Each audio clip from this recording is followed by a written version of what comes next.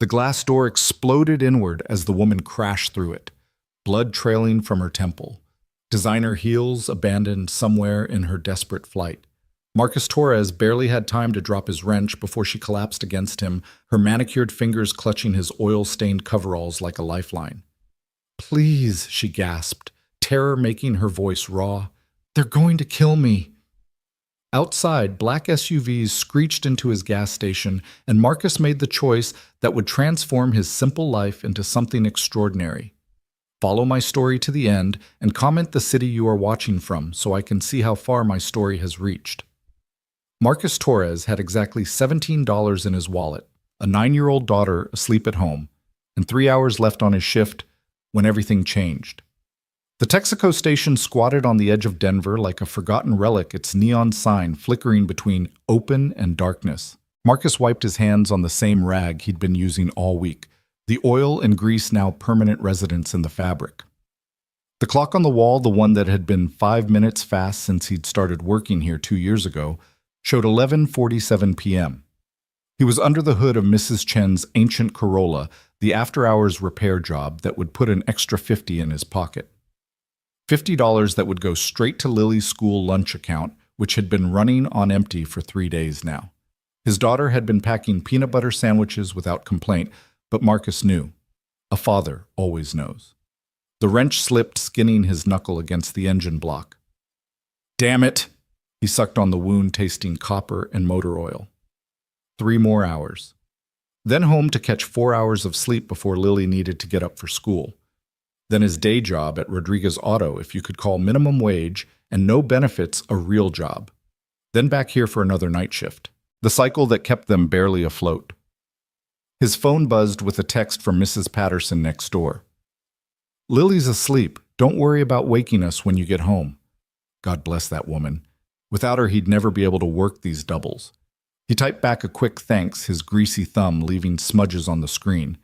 The November wind cut through the garage bay, carrying the smell of snow that would arrive before morning. Marcus pulled his threadbare jacket tighter.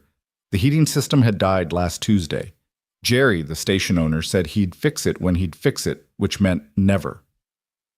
Marcus was calculating if he could squeeze out another week from their grocery budget when he heard it. Footsteps. Running. Fast. Not the casual jog of someone out for exercise. This was the sound of prey.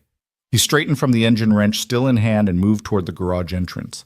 The footsteps grew louder, accompanied now by labored breathing. Then he saw her. She burst into view like something from another world. Designer dress, torn at the shoulder. No shoes. Blonde hair that had probably been perfect hours ago now wild around her face. But it was her eyes that made Marcus move pure terror, the kind he'd only seen once before in his wife's eyes the day the doctor said terminal. The woman saw him and changed direction, heading straight for the station. Behind her, maybe 30 seconds back, came the sound of engines. Big ones. Multiple vehicles. "Please!" She crashed through the door, actually crashed shoulder first, the bell above it jangling madly. "Please, you have to help me." She stumbled and Marcus caught her before she hit the oil-stained concrete. Up close, he could see the bruise forming on her cheekbone, the small cut on her lip. Someone had hit her, recently. "Miss what?" "They're coming." She gripped his coveralls, her hand shaking so hard he could feel it through the thick fabric. "They're going to kill me. Please, I know how this looks, but I'm not crazy. I'm not on drugs. They're really going to—" The sound of engines became thunder. Through the window, Marcus saw them 2 black SUVs, the kind with tinted windows that you saw in movies about government conspiracies. They were moving fast, too fast for the narrow street, and they were definitely coming here. Marcus had about 5 seconds to decide. He looked at the woman. Really looked at her. Beneath the terror and the dishevelment, she had the kind of face you saw in business magazines. High cheekbones, intelligent eyes, the bone structure that whispered money, and good breeding. Her dress, even torn, probably cost more than he made in a month. The watch on her wrist definitely did. None of that mattered. What mattered was that she was terrified and she was asking for help, and Marcus Torres had been raised by a father who taught him that you don't turn away from someone in need. "Back room," he said, pulling her toward the station's small office. "Now." She didn't question, just followed. Marcus shoved her through the door into the cramped space that served as Jerry's office, though Jerry hadn't been there in 6 months. "Get under the desk. Don't move. Don't make a sound. She folded herself into the space, and Marcus grabbed a pile of old invoices from the filing cabinet, scattered them over the desk. Made it look like someone had been working. Then he stepped back into the main garage just as the SUVs screamed into the lot. Marcus picked up his wrench and bent back over Mrs. Chen's engine. His heart was hammering so hard he was sure they'd hear it over the engine noise, but his hands were steady. 20 years of working on cars had taught him that. 3 men got out. Marcus watched them in his peripheral vision, keeping his head down. They moved like professionals, smooth, coordinated, purposeful. The one in front was tall, built like someone who spent serious time in the gym. The other 2 flanked him, their eyes scanning the area. Marcus kept working, letting them come to him. "Hey." The tall one's voice was flat, emotionless. "You seen a woman come through here?" Marcus straightened slowly, wiping his hands on his rag like he had all the time in the world. "Woman?" "Blonde. About 5'7", wearing a blue dress." The man's eyes were cold, calculating. "Would have been in the last few minutes." Marcus shrugged. "Been under this hood for the past hour. Haven't seen anyone." The tall man stared at him for a long moment. Marcus met his gaze, keeping his expression bored, maybe a little annoyed at the interruption. Inside, his pulse raced. "Mind if we look around?" It wasn't really a question. "Knock yourself out." Marcus turned back to the engine. "Just don't touch anything. Insurance doesn't cover customer stupidity." One of the other men laughed, but it was cut short by a look from the tall one. They spread out, checking the bathroom, looking behind the counter. Marcus kept working, forcing himself to maintain an easy rhythm, righty-tighty, lefty-loosey, simple movements to keep his hands busy and his mind focused. The tall man moved toward the office. "That's locked," Marcus called out without looking up. "Owner's private office. He finds out I let anyone in there, I'm fired." "You got a key?" "Wouldn't matter if I did. Man's got cameras in there, paranoid about employee theft." Marcus glanced over, let a small smile play at his lips. "Though between you and me, there's nothing in there worth stealing unless you're into 5-year-old tax returns and vintage porn magazines." The tall man's hand was on the doorknob. One turn and he'd know Marcus was lying. There were no cameras. Jerry was too cheap for cameras. "Blake, we got something." The voice came from outside. The tall man, Blake, turned away from the door and strode back out. Marcus followed, trying to look curious rather than terrified. One of the men was holding a high-heeled shoe.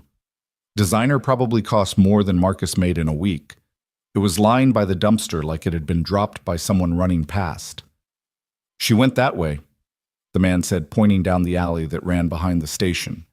Blake studied the shoe, then looked back at Marcus. "You sure you didn't see anything?" "Like I said, been working." Marcus crossed his arms. "Look, I don't know what your deal is, but I've got work to do. This car needs to be done by morning, or I don't get paid. So unless you're planning to cover my lost wages..." Blake reached into his jacket, and for a heart-stopping moment, Marcus thought he was going for a gun. Instead, he pulled out a business card. "You see her, you call this number. There's a reward." Marcus took the card without looking at it. How much of a reward? Enough to matter. They got back in their SUVs and peeled out, heading down the alley. Marcus stood there watching their taillights disappear, counting to 100 in his head. Then another 100, just to be sure. When he finally went back to the office, the woman was still under the desk, curled into a ball, so tight it looked painful. She was crying silently, tears streaming down her face. "They're gone," Marcus said softly. She didn't move. "Miss..." "It's okay. They left." Slowly, like she was afraid it was a trick. She uncurled herself and crawled out. Her dress was now torn in 2 places and her stockings were shredded from her run. She stood on shaking legs, using the desk for support. "Thank you," she whispered. "Thank you, thank you, thank you." "You want to tell me what that was about?" She shook her head, then seemed to catch herself. I can't. The less you know, the safer you are." "Lady, 3 guys who look like they eat steroids for breakfast just came looking for you. That ship has sailed." She almost smiled at that. Almost. "You're right. I'm sorry. I'm so sorry. I shouldn't have come here, but I didn't know where else to go, and I saw your light, and I just..." "Hey!" Marcus held up his hands. "It's okay. but those guys are going to figure out pretty quick that you didn't go down that alley. They'll be back." The color drained from her face. "You're right. I need to go. I need to—" She looked around wildly like she was just realizing she had nowhere to go. "My phone. They took my phone, my purse, everything." "You got someone you can call family friends." She laughed, but it was bitter. "The kind of friends I have would sell me out for a stock tip. And my family thinks I'm in Tokyo for a conference." Marcus studied her. The dress, the watch, the perfect manicure that was now chipped and broken. The way she held herself, even terrified, straight spine, chin up. This was someone used to being in charge. "What's your name?" She hesitated. "Sophia." "I'm Marcus." He made a decision he'd probably regret. "Look, my truck's out back. Let me close up here and I'll take you somewhere safe." "I couldn't—" "Yeah, you could, and you're going to because those guys will definitely be back, and next time they won't take no for an answer." She stared at him. "Why would you do this? You don't even know me." Marcus thought about Lily asleep in her bed, trusting that her father would always keep her safe. He thought about his wife, how she'd made him promise to keep being the good man she'd married even after she was gone. Because it's the right thing to do. He went to the register, pulled out the $40 in cash that was supposed to be tomorrow's deposit, and stuffed it in his pocket. Jerry would be pissed, but Jerry could deal with it. Then he grabbed his jacket from the hook and tossed it to Sophia. "Put this on. It's cold out there." The jacket swallowed her, hanging past her hips, the sleeves covering her hands. She looked like a kid playing dress-up, if not for the fear still etched on her face. Marcus led her out the back past the dumpster where the man had found her shoe. His truck sat there, a 1995 Ford F-150 with more rust than paint, held together by prayer and duct tape. He'd been meaning to fix it up, but that required money he didn't have. "This is yours." She tried to keep the surprise out of her voice and failed. "She's not pretty, but she runs." Marcus opened the passenger door. The hinges screamed in protest. "Watch the spring poking through the seat." Sophia climbed in, careful of the exposed spring. Marcus got in the driver's side and turned the key. The engine coughed, sputtered, then caught. The heater immediately started blowing cold air. "Takes a few minutes to warm up," he said apologetically. "It's fine, it's perfect." She was looking out the back window, watching for SUVs. Marcus pulled out onto the street, heading in the opposite direction from where the men had gone. He knew these streets had grown up on them.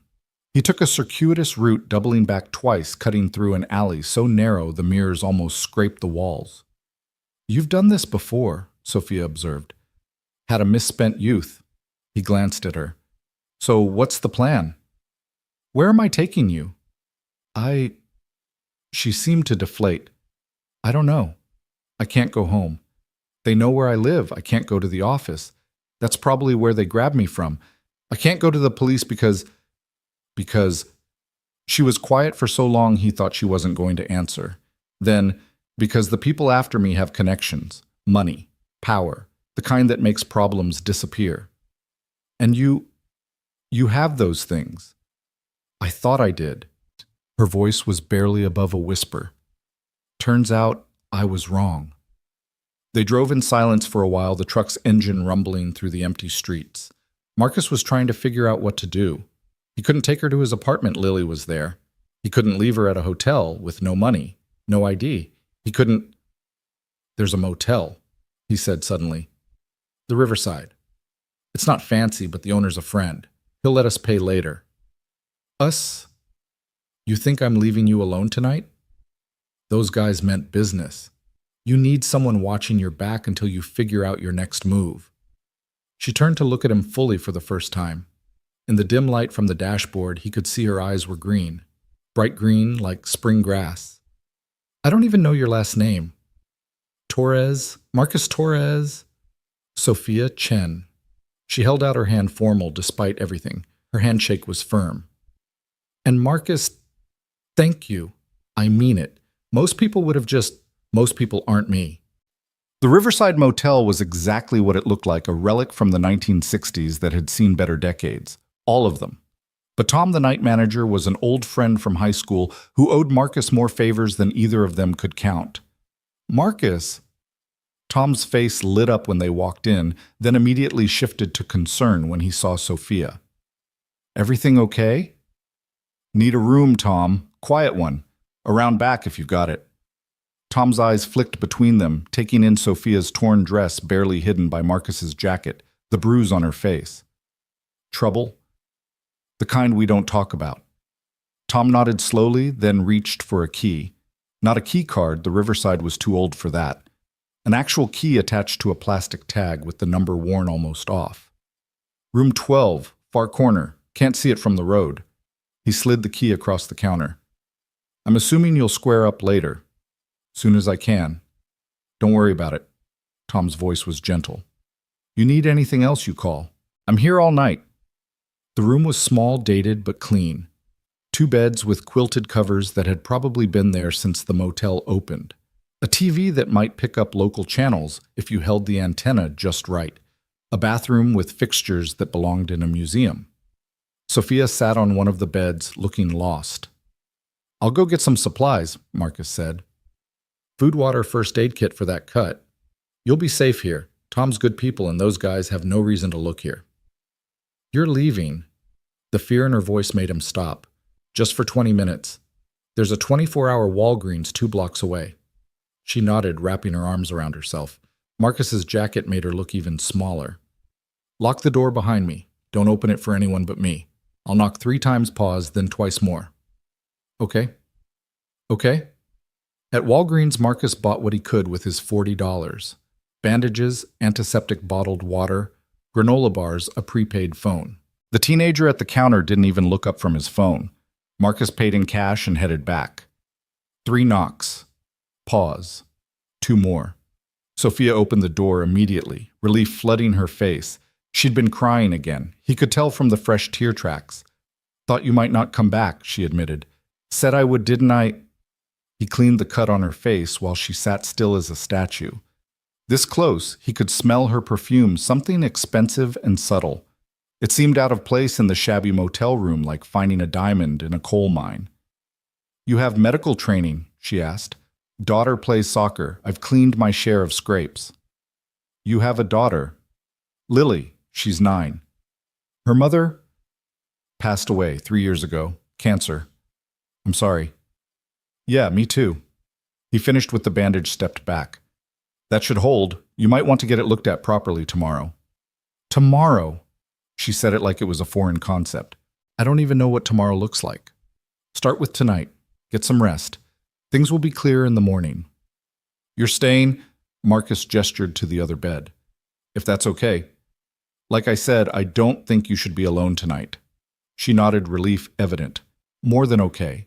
Marcus sat on the other bed, pulled out his phone. I need to text my neighbor. Let her know I might not make it home tonight. He sent a quick message to Mrs. Patterson saying he had an emergency and asking if Lily could stay with her in the morning. The response was immediate. Of course. Everything okay? He typed back. We'll explain later, thank you. When he looked up, Sophia was watching him. Your daughter, she's lucky to have you. I'm the lucky one. Tell me about her. So he did. He talked about Lily's obsession with dinosaurs, how she could name every period of the Mesozoic era, how she'd insisted on dressing as a paleontologist for Halloween, complete with khaki vest and fake fossil brushes, how she still left a place at the dinner table for her mother just in case Angels got hungry. Sophia listened, and gradually the tension in her shoulders eased. When he finished, she was almost smiling. She sounds amazing. She is. She's everything good in this world. He paused. What about you, family? Parents in San Francisco. They wanted me to be a doctor. I became a CEO instead. They're still disappointed. She pulled her knees up to her chest. No kids, no husband. My company is my family. Was my family. Was... She was quiet for a long moment. Outside, a siren wailed in the distance. Marcus, what do you do for work, I mean? Mechanic. Work at Rodriguez Auto during the day, the gas station at night. 2 jobs. 3 if you count the side work. Rent's not cheap even in the bad part of town. And Lily, kids are expensive, but we make it work. That must be hard. Marcus shrugged. It's life. You do what you have to do. I ran a company, Apex Industries. Have you heard of it? Marcus almost laughed. Lady Apex Industries owns half of downtown. Everyone's heard of it. I built it from nothing. Started in my garage with an idea and too much caffeine. 15 years later, we're worth $2 billion. She laughed bitterly. And someone wants me dead because of it. Who? My CFO, Harrison Blake. You met him tonight, the tall one.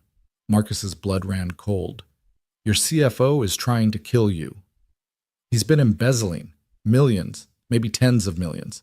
I found out 3 days ago. I was supposed to be in Tokyo, but my meeting got canceled. I came back early, went to the office to catch up on work, found some discrepancies in the accounts. Started digging. The more I dug, the more I found. Why not go to the police? With what proof Harrison's been at this for years? He's covered his tracks. And he has connections everywhere. Judges, prosecutors, police commissioners. He's bought them all. So he decided to remove the problem, make it look like an accident, CEO under stress, working too hard, tragic car accident, or suicide. He'd have a story ready. Marcus felt anger building in his chest. Over money. $50 million by my count, maybe more. Marcus whistled low. That's a lot of money. Enough to kill for, apparently. She unfolded herself, stretching out on the bed. I'm sorry. I'm dumping all this on you, and you don't even know me. I know enough.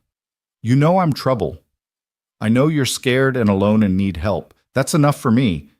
She studied him in the dim light from the bedside lamp. You're not what I expected. What did you expect? I don't know, but not this. Not kindness without agenda. In my world, everyone wants something. Maybe you've been in the wrong world. She was quiet for a moment, then, maybe I have. Marcus's phone buzzed. A text from an unknown number. He opened it and his blood ran cold. Mr. Torres, you lied to us tonight. That was unwise. We know she was there. We know you helped her. You have one chance to make this right.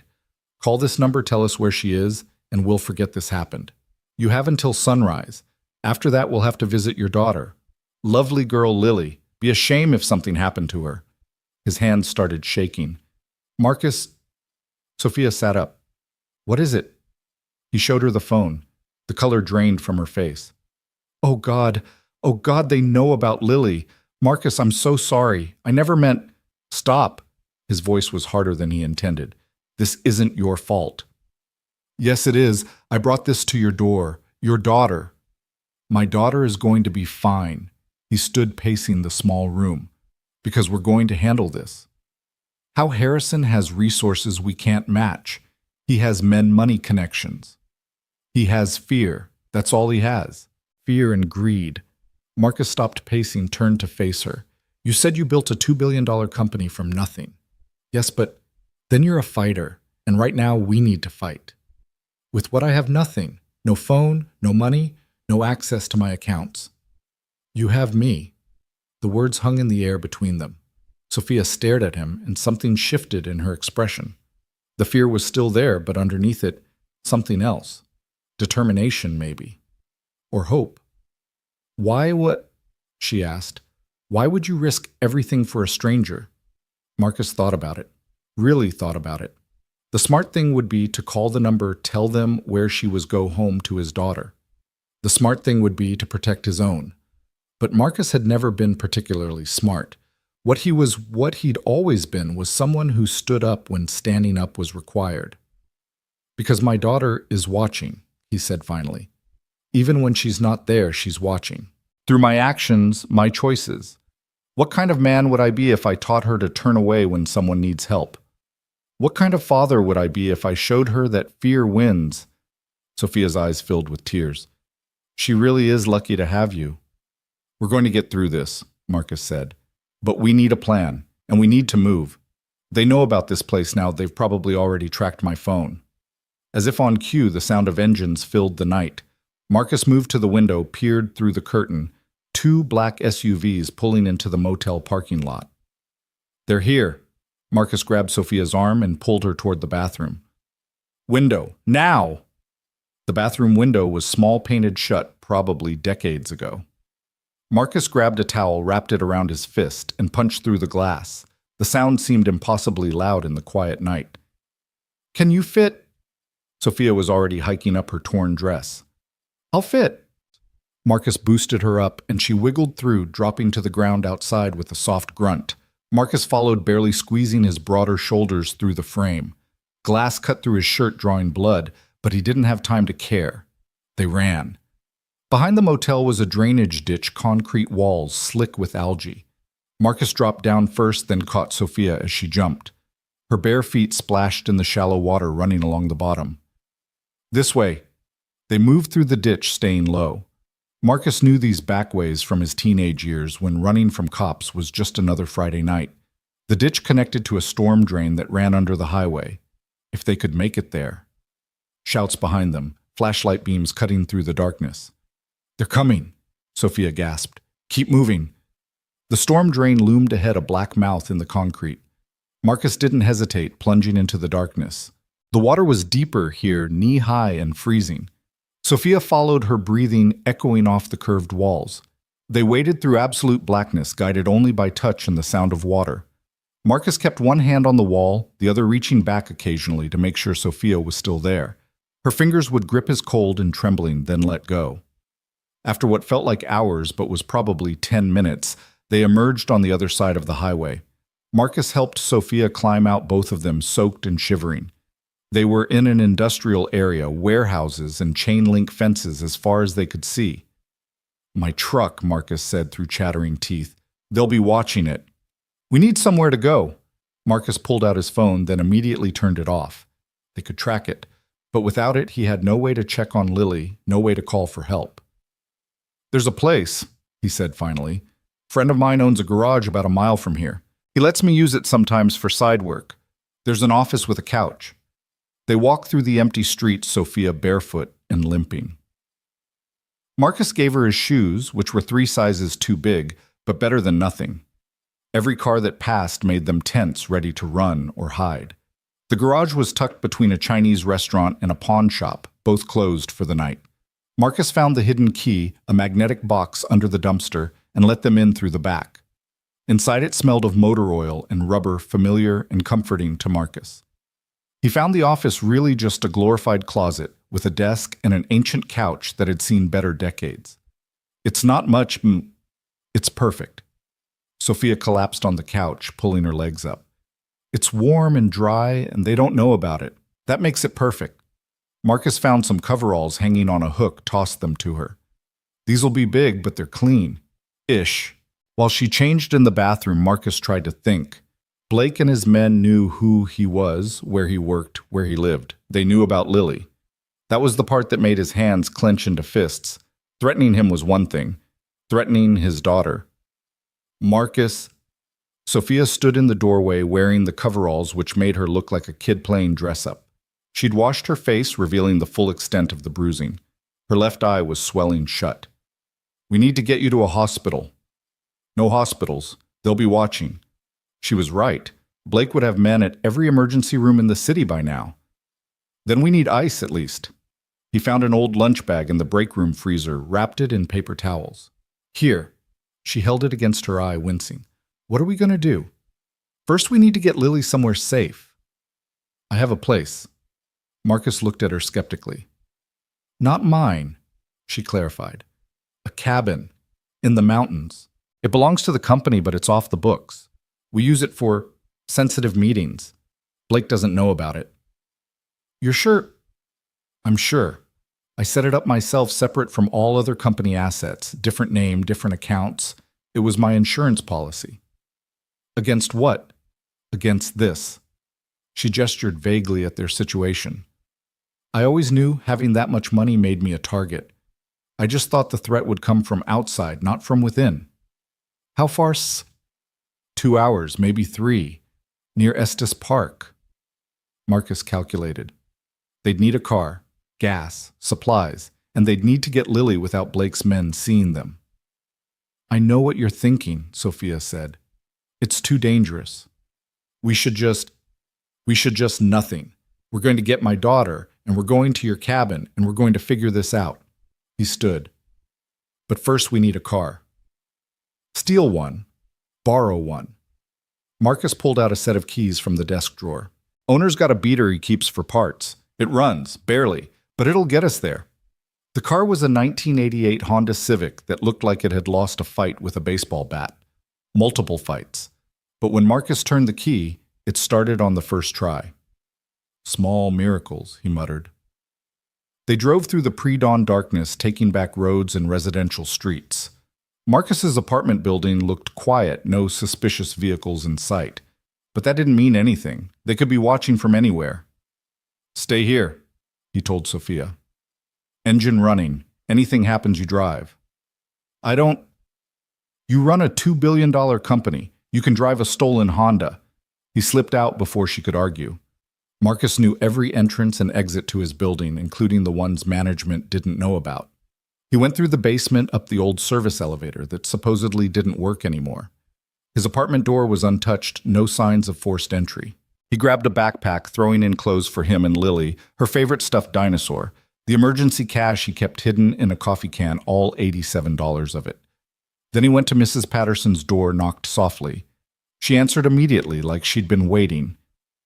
Marcus, what's going on? I need to take Lily, now. Something in his face must have told her not to argue. She disappeared, returning with a sleepy Lily wrapped in a blanket. Daddy, Lily rubbed her eyes. Is it morning? Not yet, baby. We're going on an adventure. A dinosaur adventure. Something like that. Mrs. Patterson gripped his arm. Marcus, if you're in trouble. Just need to lay low for a bit. I'll call when I can. She nodded, worry creasing her face. You take care of that little girl. Always. He carried Lily down the back stairs, her arms around his neck, still mostly asleep. She barely stirred when he put her in the back seat of the Honda, just curled up with her blanket and dinosaur. Sophia looked back at her, something soft crossing her face. She's beautiful. Yeah. They drove in silence as the sky began to lighten, painting the mountains in shades of purple and gold. Lily woke up as they left the city, sitting up with the sudden alertness children possess. Daddy, where are we going? To a cabin in the mountains. Whose cabin? My friend's. He gestured to Sophia. This is Sophia. Lily studied Sophia with the unfiltered curiosity of a 9-year-old. What happened to your face? Lily, Marcus started. I fell, Sophia said simply. It was silly of me. My dad says you should always watch where you're going. Your dad is very smart. Lily seemed to accept this. Are you Daddy's girlfriend? Marcus nearly drove off the road. Lily.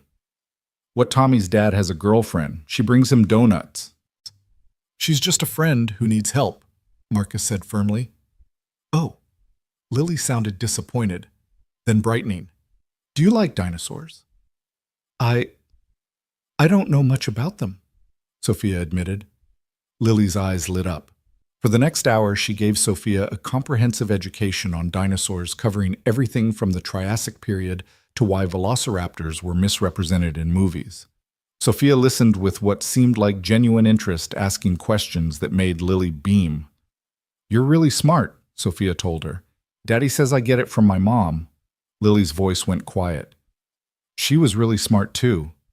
I bet she was. They stopped once for gas, Marcus paying cash while keeping his baseball cap pulled low. The attendant barely looked at him. Sophia stayed in the car with Lily, teaching her a clapping game she remembered from her own childhood. The cabin appeared just as the sun reached its zenith, tucked into a grove of aspens whose leaves shimmered gold in the light. It was bigger than Marcus had expected, all glass and natural wood modern, but somehow fitting perfectly into the landscape. This is your secret cabin, Marcus asked. The company's secret cabin. Well, mine, really. I'm the only one with the access codes. She punched numbers into a hidden keypad, and the door clicked open. Inside was all clean lines and expensive furniture, a kitchen that looked like it had never been used, floor-to-ceiling windows with views of the mountains. Whoa, Lily breathed. It's like a fancy hotel. There are 3 bedrooms upstairs, Sophia said. Full pantry satellite phone that can't be traced, and... She opened a panel in the wall, revealing a safe. Emergency supplies. She pulled out cash, lots of it, multiple phones and what looked like passports. Marcus stared. You really did plan for this? I'm paranoid. Or I was.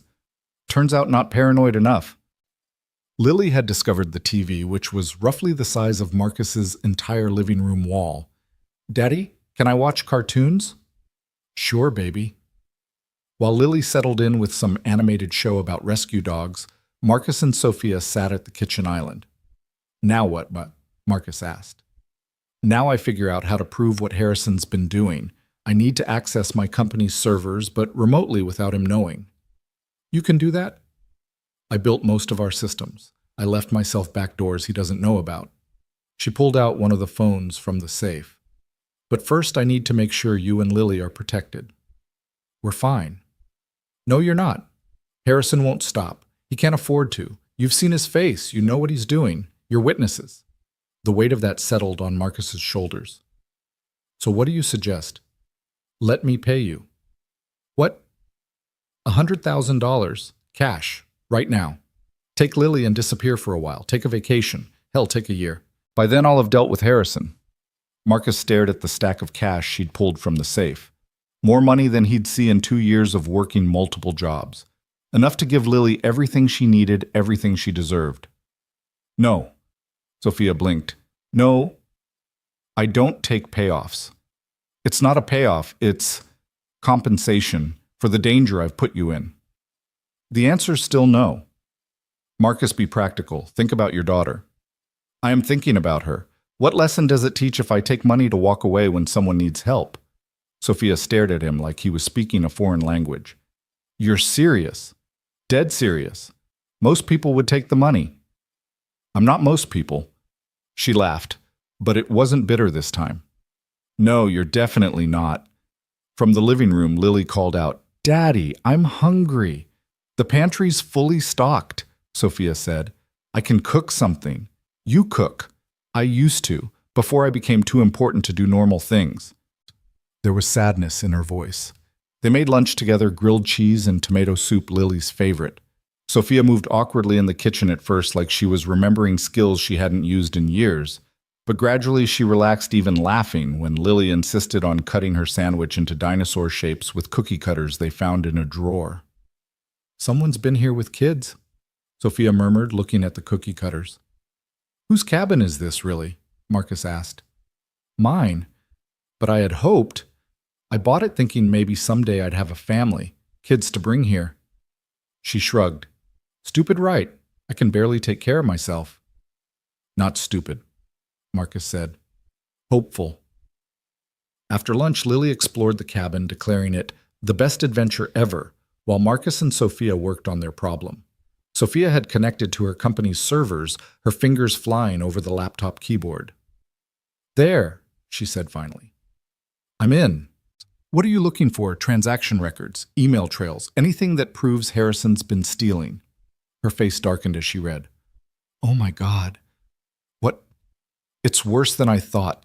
He's not just embezzling. He's been selling company secrets, our research, our contracts, our bid proposals, everything. To who? Competitors, foreign companies, anyone who'd pay. She kept scrolling, her face growing paler. Marcus, he's destroyed everything I built. Even if I stop him, the company might not survive this. You'll rebuild. With what, my reputation will be ruined. Who's going to trust a CEO who let this happen under her nose? Marcus didn't have an answer for that. Sophia's phone rang, not one of the burners, but her real phone, which she'd said was secure. She looked at the caller ID and her face went white. It's Harrison. Don't answer. But she already had putting it on speaker. Hello, Sophia. Blake's voice was calm, conversational. Having fun playing house? Harrison. I have to admit you've impressed me. The cabin was clever, off the books, untraceable. Except you forgot one thing. Sophia's hands were shaking. What? I've been watching you for years. I know all your hiding spots, all your backup plans. Did you really think I didn't know about the cabin? Marcus moved to the window. Through the trees he could see movement, vehicles approaching. They're here, he said. Oh, and Sophia. Blake's voice turned harder. This time, I'm not sending the B team. These are professionals, military training. They have orders to make it look like a murder-suicide. Desperate woman kills the man who helped her, his daughter, then herself. Tragic, really. The line went dead. Lily, Marcus called. Come here, baby. Right now. She appeared at the top of the stairs, picking up on his tension immediately. Daddy, we're leaving. Get your dinosaur. Sophia was already at the safe pulling out everything money documents, a gun Marcus hadn't noticed before. You know how to use that, Ult? He asked. I took lessons after the first death threat years ago.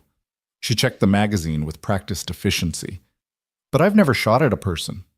Hopefully you won't have to. They could hear engines now getting closer.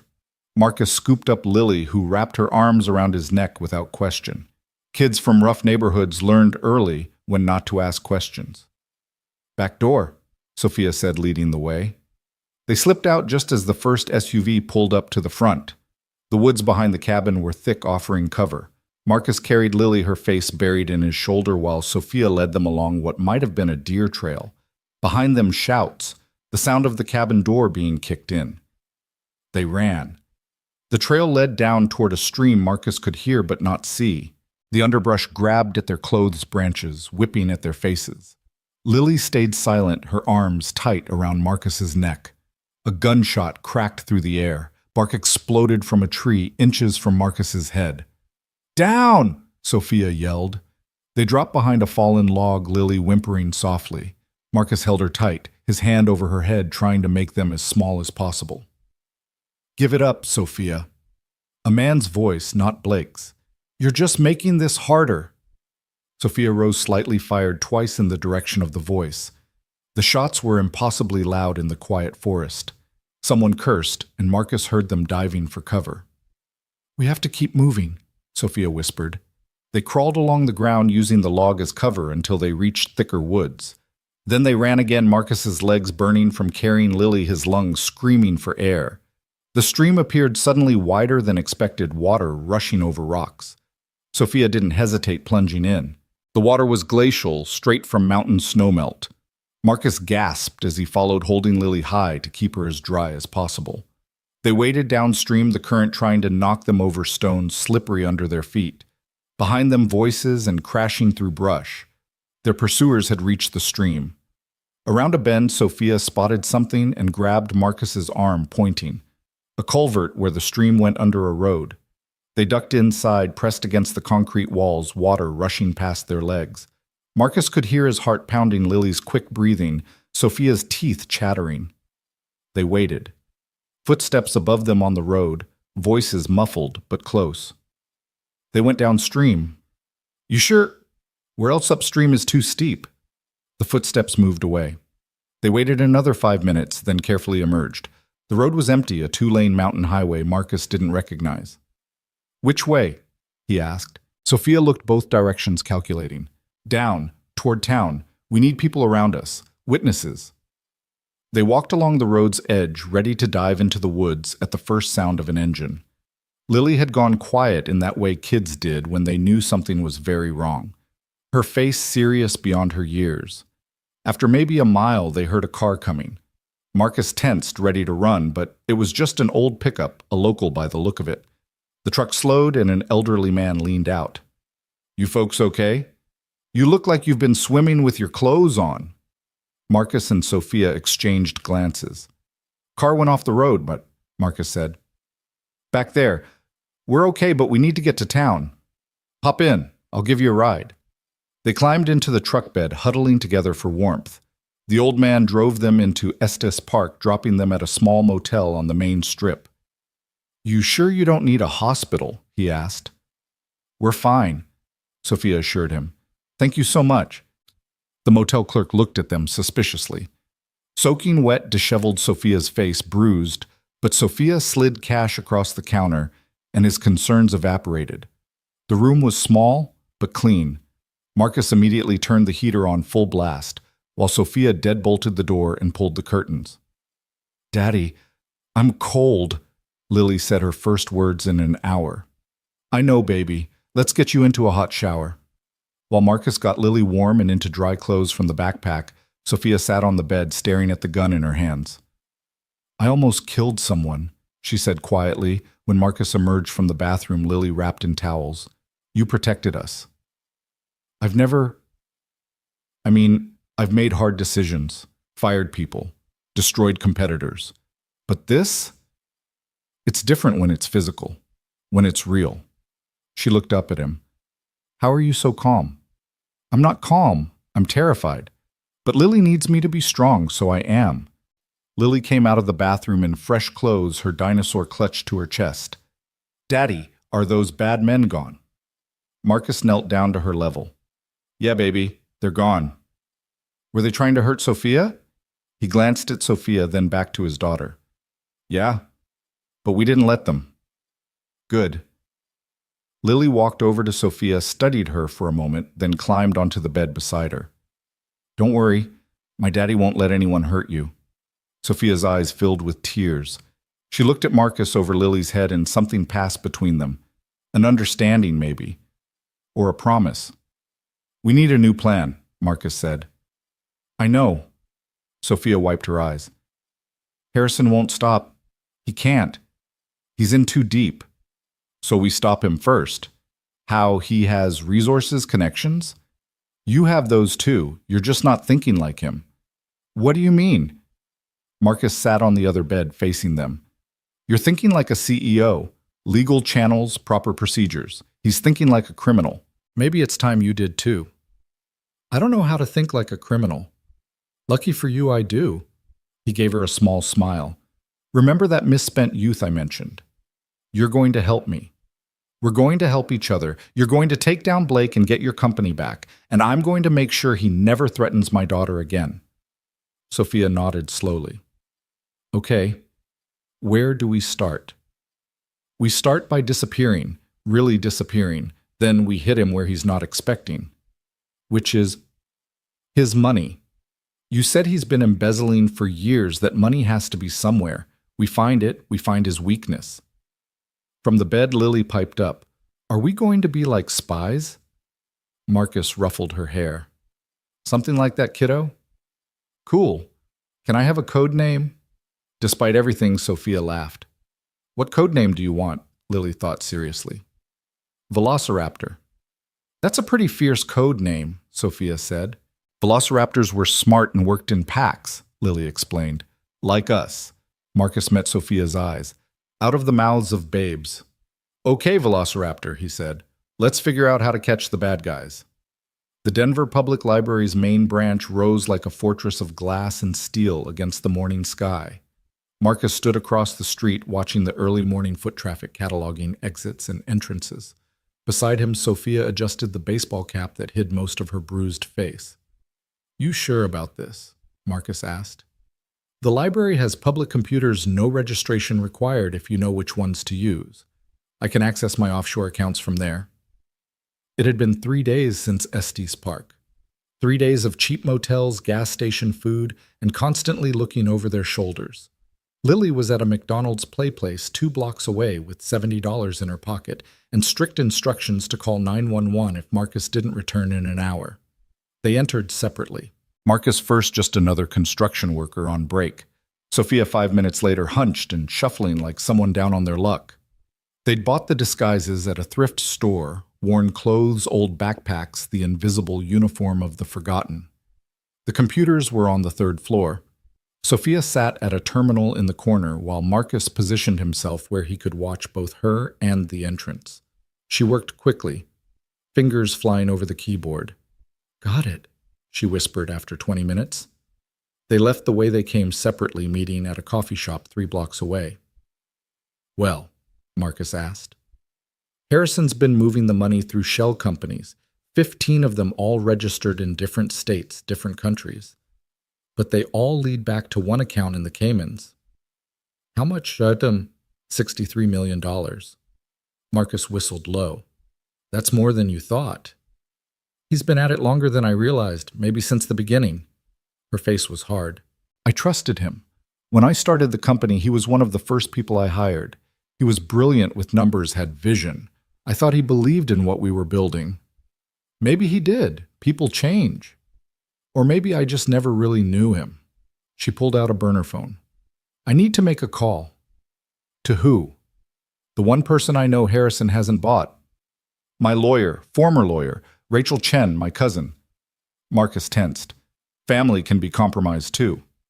Not Rachel. She hates Harrison, always has. Said he reminded her of a snake in an expensive suit. Smart woman. Sophia dialed waited. When someone answered, her whole demeanor changed. Rachel? It's me. Don't say my name. Just listen. She gave her cousin an abbreviated version of events speaking in code they'd apparently established years ago. When she hung up, she looked marginally more hopeful. She'll help. She's going to file injunctions, freeze the accounts Harrison doesn't know we know about. Buy us time. Buy us. Time for what? To prove everything. To take it to the FBI. The FBI Harrison claims to have bought. Not all of them. Rachel has a contact, someone clean. They picked up Lily, who was entertaining a group of younger kids with dinosaur facts. She ran to Marcus' Happy Meal toy in hand. Daddy, look, it's a T-Rex. That's great, baby. In the car, another beater Sophia had bought with cash. Lily chattered about her morning while Marcus drove, and Sophia made notes on a legal pad. We need proof, she muttered. Physical proof. Documents recording something. Where would that be? Harrison's office, maybe, or his home. She tapped the pen against her teeth. He's paranoid. He'd keep backups. You know where he lives. Penthouse in Lodo. Building has security like Fort Knox. What about the office? Apex Tower, 43rd floor. My security codes are definitely revoked by now. Marcus thought. What about maintenance cleaning crews? Sophia looked at him. You're thinking of breaking in. I'm thinking of walking in. Big difference. That night, they left Lily with Rachel Chen. Sophia had resisted, but Rachel insisted. She'll be safer with me than running around the city with you two playing Mission Impossible, Rachel had said. She was a small woman with Sophia's cheekbones and sharp eyes that missed nothing. I have security, and I'm not on Harrison's radar.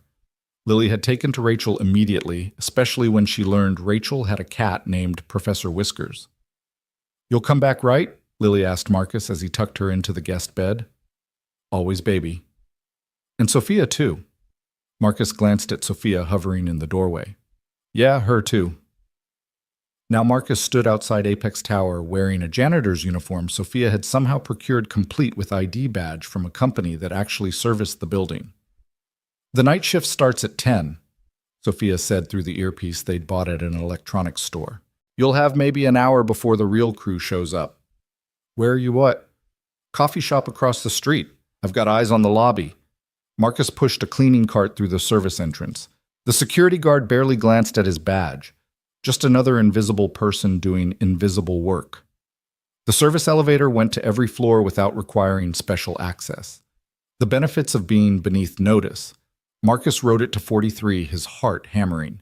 Harrison's office was at the end of the hall. Double doors that screamed executive importance. Marcus tried the handle. Locked, obviously. But the conference room next door wasn't, and the wall between them was just a partition with a shared ventilation system above the drop ceiling. Marcus had spent his youth exploring places he shouldn't be. Some skills you never forgot. He stood on the conference table, pushed up a ceiling tile, and hauled himself into the crawl space. It was tight, dusty, filled with cables and pipes.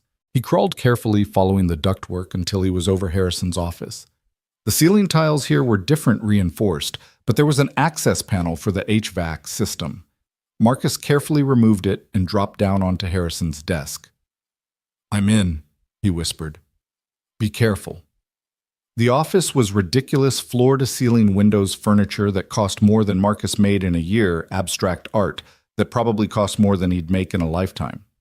But Marcus wasn't here for a tour. He found the computer, but it was password protected. The desk drawers were locked.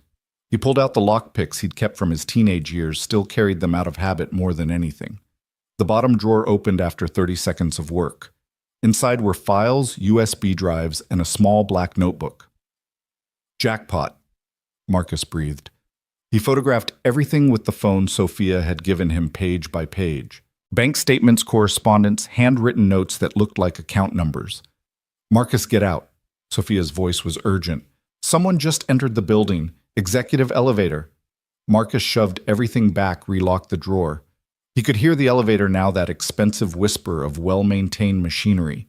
He climbed back onto the desk, pulled himself into the ceiling just as he heard footsteps in the hall. The access panel wouldn't go back properly. It kept catching on something. The footsteps stopped outside the door, the sound of a key in the lock. Marcus let go of the panel and scrambled backward through the crawl space, moving as fast as he dared. He could hear the office door opening below, footsteps on that expensive carpet. He dropped back into the conference room just as lights went on in Harrison's office, visible through the frosted glass partition. Marcus grabbed his cleaning cart, tried to look busy. The conference room door opened.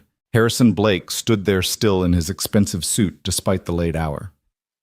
"What are you doing here?" His voice was sharp, suspicious. Marcus kept his head down, affected a slight accent. "Cleaning, sir. Conference room on the schedule." "The conference room is cleaned in the morning." "Special request, sir. Something about a big meeting tomorrow." Blake studied him. Marcus could feel those cold eyes cataloging every detail. "What's your name?" "Miguel, sir." "Miguel what?" "Rodriguez." Blake pulled out his phone. "Let me verify that with—" The fire alarm went off. The sound was deafening, strobe lights flashing. Blake cursed, looking toward his office, then back at Marcus. But Marcus was already moving, pushing the cart toward the exit. "Emergency evacuation, sir," he called over the alarm. "We all have to leave." Blake hesitated, clearly torn between suspicion and protocol. The alarm made the decision for him. He headed for his office, probably to grab something important. Marcus didn't wait to see what. He abandoned the cart and ran for the stairs. "Nice timing," he said into his earpiece as he descended. "I have my moments," Sophia replied. "Meet you at the rendezvous." The rendezvous was a parking garage 6 blocks away. Sophia was waiting in the car, engine running. Marcus jumped in and they drove, not too fast, not too slow, just another car in the night traffic. "Did you get it?" Marcus held up the phone.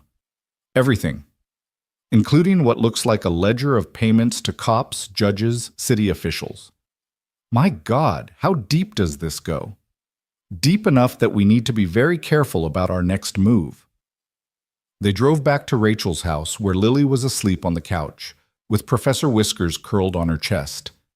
The sight made something tighten in Marcus's chest. This was what normal looked like, what safe looked like.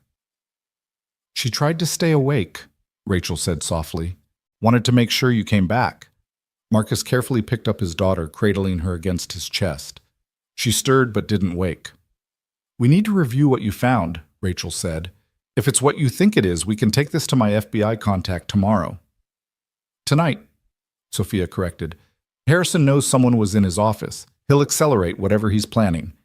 They spread the photos across Rachel's dining room table. The ledger was damning names, dates, amounts. Judges who'd ruled in Apex's favor, cops who'd buried investigations, city councilors who'd pushed through favorable zoning. "This is enough to bring down half the city government," Rachel breathed. "Which is why Harrison won't hesitate to kill to protect it," Sophia said. "These people won't let him fall. He knows too much." "So what do? We make it public, all of it, before they can stop us." "How?" Sophia smiled, and it was sharp. "I call a press conference tomorrow morning. As CEO of Apex Industries. Harrison will try to stop you. He'll try. But I'm done hiding. Done running." She looked at Marcus. "What do you think?" Marcus thought about Lily asleep in the next room, about the life they'd built, small and struggling, but theirs, about what would happen if they failed. "I think it's time to end this." Rachel made calls through the night, reaching out to journalists she trusted, setting up the conference at a hotel downtown. Sophia worked on her statement, crafting each word carefully. Marcus sat by the window watching the street, the gun they'd taken from the cabin within reach. As dawn broke over Denver, Sophia stood from the table, exhausted but determined. "I need to look like myself," she said. "Like the CEO, not a refugee." Rachel produced a suit from her closet, designer, still with tags. "I bought it for a court appearance, never wore it." It fit Sophia perfectly. Marcus watched her transformation. Hair pulled back, makeup covering the worst of the bruising posture, straightening into command. She looked like the woman from the magazine covers he'd seen at grocery store checkouts. "You clean up nice," he said. You should see me when I haven't been running for my life. Maybe I will. Something passed between them there and gone. Lily woke up, rubbing her eyes. Are we going home today? Not yet, baby, Marcus said. But soon.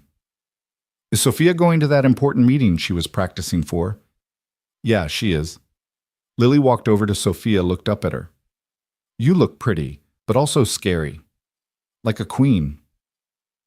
Queens have to be a little scary sometimes, Sophia said, to protect their kingdom. Exactly. The press conference was scheduled for 9 a.m. By 8:30, they were in position. Rachel and Sophia in the Hotel Marcus across the street with sight lines to all entrances. Lily was with Rachel's assistant, a grandmotherly woman named Mrs. Chen, at a park several miles away. Reporters are arriving, Rachel reported through the phone. Marcus watched black sedans pull up to the hotel. Not reporters. You've got company. 4 cars, professional drivers. Harrison's people. Has to be. We continue as planned. The conference room filled quickly. Marcus recognized some faces from the news, others from the photos in Harrison's ledger. They all looked nervous. At exactly 9, Sophia walked in. The room erupted in questions, flashes from cameras. She stood at the podium waiting for quiet. Thank you for coming, she began. 3 days ago, an attempt was made on my life. The person responsible was Harrison Blake, CFO of Apex Industries. The room exploded again. Sophia raised her hand for silence. Mr. Blake has been embezzling from Apex Industries for over 8 years. The total amount stolen exceeds $60 million. But that's not why he tried to kill me. She clicked a remote. The screen behind her showed the first page of the ledger. He tried to kill me because I discovered this. Marcus watched the room react. Some reporters leaned forward, hungry for the story. Others, the ones on Harrison's payroll, shifted uncomfortably. This is a record of bribes paid to public officials, law enforcement, and members of the media. That caused a stampede. Half the room tried to leave at once. Security guards, real ones hired by Rachel, blocked the exits. No one leaves until I'm finished, Sophia said, her voice cutting through the chaos. From his position, Marcus saw movement. 3 men pushing through the lobby, heading for the conference room. He recognized the walk, the purpose. Military. Incoming, he said into his phone. Rachel heard him through her earpiece, whispered to Sophia, but Sophia didn't stop, just spoke faster. The FBI has been provided with all documentation. Arrests are being made as we speak. That was the signal. FBI agents who'd been positioned around the room stepped forward, badges out. The 3 military types in the lobby stopped reassessing. Then Marcus saw him. Harrison Blake stepping out of a car right in front of the hotel. He didn't look panicked. He looked furious. Blake's here, Marcus reported. Harrison walked into the hotel like he owned it, which Marcus supposed he sort of did. The military types fell in behind him. He's coming up, Marcus said. 4 men total. In the conference room, Sophia continued presenting evidence. Bank records, emails, recorded conversations Harrison didn't know had been captured. The conference room doors burst open. Harrison stood there, his cold eyes finding Sophia. This woman is mentally unstable, he announced to the room. She's been under psychiatric care for paranoid delusions. Nice try, Sophia said, but I have receipts. She clicked the remote again. A video played Harrison in his office talking on the phone. Just kill her. Make it look like an accident. I don't care how much it costs. The room went dead silent. Harrison's face didn't change. That's fabricated. Deep fake technology. From your own security system, Sophia interrupted. Date stamped 3 days ago, 2 hours before the first attempt on my life. The FBI agents moved toward Harrison. He stepped back, his men forming a wall. You have no authority. Actually, we do. An older agent stepped forward, badge prominently displayed. Harrison Blake, you're under arrest for conspiracy to commit murder, embezzlement, and racketeering. Harrison looked around the room, maybe expecting support from the people he'd bought. But they were all either already in custody or desperately trying to distance themselves. His eyes found Sophia again. You stupid bitch. You have no idea what you've done. I've taken back my company. You've destroyed it, Without me, Apex is nothing. We'll see about that. The agents moved in. Harrison's men stepped aside. Mercenaries were practical about lost causes. As they cuffed him, Harrison looked at Sophia one more time. This isn't over. Yes, she said quietly. It is. They let him out. The reporters surged forward, shouting questions. Sophia answered them calmly, professionally, like she hadn't just faced down the man who'd tried to kill her. Marcus made his way to the hotel, pushing through the crowd. When Sophia saw him, something in her composed expression cracked, just for a moment. She stepped away from the podium, and suddenly she was just a tired woman who'd been running too long. We did it, she said. You did it. No, we. She looked at him, and there was something in her eyes he couldn't quite read. I couldn't have done any of this without you. Before Marcus could respond, Rachel appeared with Lily in tow. His daughter ran to him, jumping into his arms. Daddy! We saw it on TV. Sophia was like a superhero. Yeah, Marcus said, looking at Sophia over his daughter's head. She kind of was. The aftermath was chaos. Interviews, statements, federal agents wanting to go over every detail. But finally, as the sun set over Denver, they found themselves back at Rachel's house. Lily was asleep again, this time in her own bed. Professor Whiskers had claimed her as his person, purring on her pillow. Marcus and Sophia sat on the back porch, beers in hand, the first alcohol either had touched in days. So what now? Marcus asked. Now I rebuild. The board will probably fire me, too much scandal, even though I was the victim. I'll fight it, but... She shrugged. Maybe it's time for something new anyway. Like what? I don't know, something smaller, something where I actually know all my employees. She looked at him. What about you? Back to work, I guess. The gas station, the shop. Bills don't pay themselves. Marcus. She hesitated. I want to offer you something, not charity, a job. He raised an eyebrow. Head of security for whatever I do next. You've more than proven yourself. I fix cars, Sophia. I'm not a bodyguard. You're someone I trust. That's worth more than any resume. Marcus thought about it. A real job with real pay. Benefits, stability for Lily. Can I think about it? Of course. She stood. I should go. Let you get back to your life. Sophia, she turned. Thank you. For protecting Lily when those men came. For making sure she was safe. She's an amazing kid. You've done a great job with her. Her mom did most of it. I'm just trying to keep up. Sophia smiled. I think you're doing better than you know. After she left, Marcus stood on the porch for a long time, thinking about how much had changed in just a few days. How a simple act of kindness had spiraled into something that transformed everything. His phone buzzed. A text from Sophia, dinner tomorrow. My treat. Somewhere with dinosaur nuggets for Lily. Marcus smiled and typed back, it's a date. Then he went inside to check on his daughter, his miraculous dinosaur-obsessed daughter, who'd somehow stayed innocent through all of this. She was sleeping peacefully, one arm around Professor Whiskers, the other clutching her T-Rex toy. Everything he'd done, every risk he'd taken, had been for her. To show her that standing up for others mattered. That doing the right thing was worth it even when it was dangerous. Looking at her now, safe and dreaming, he knew he'd do it all again. The ballroom at the Brown Palace Hotel glittered with 1,000 lights, each crystal in the chandeliers catching and throwing back the glow. Marcus stood at the entrance tugging at his rented tux's collar for the 10th time. Beside him, Lily wore a deep purple dress that Rachel had insisted on buying her dinosaur purse clutched in her hands.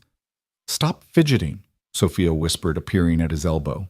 She wore an elegant black gown that probably cost more than his truck, but she'd been wearing it when she'd spent 20 minutes in the hotel bathroom, throwing up from nerves.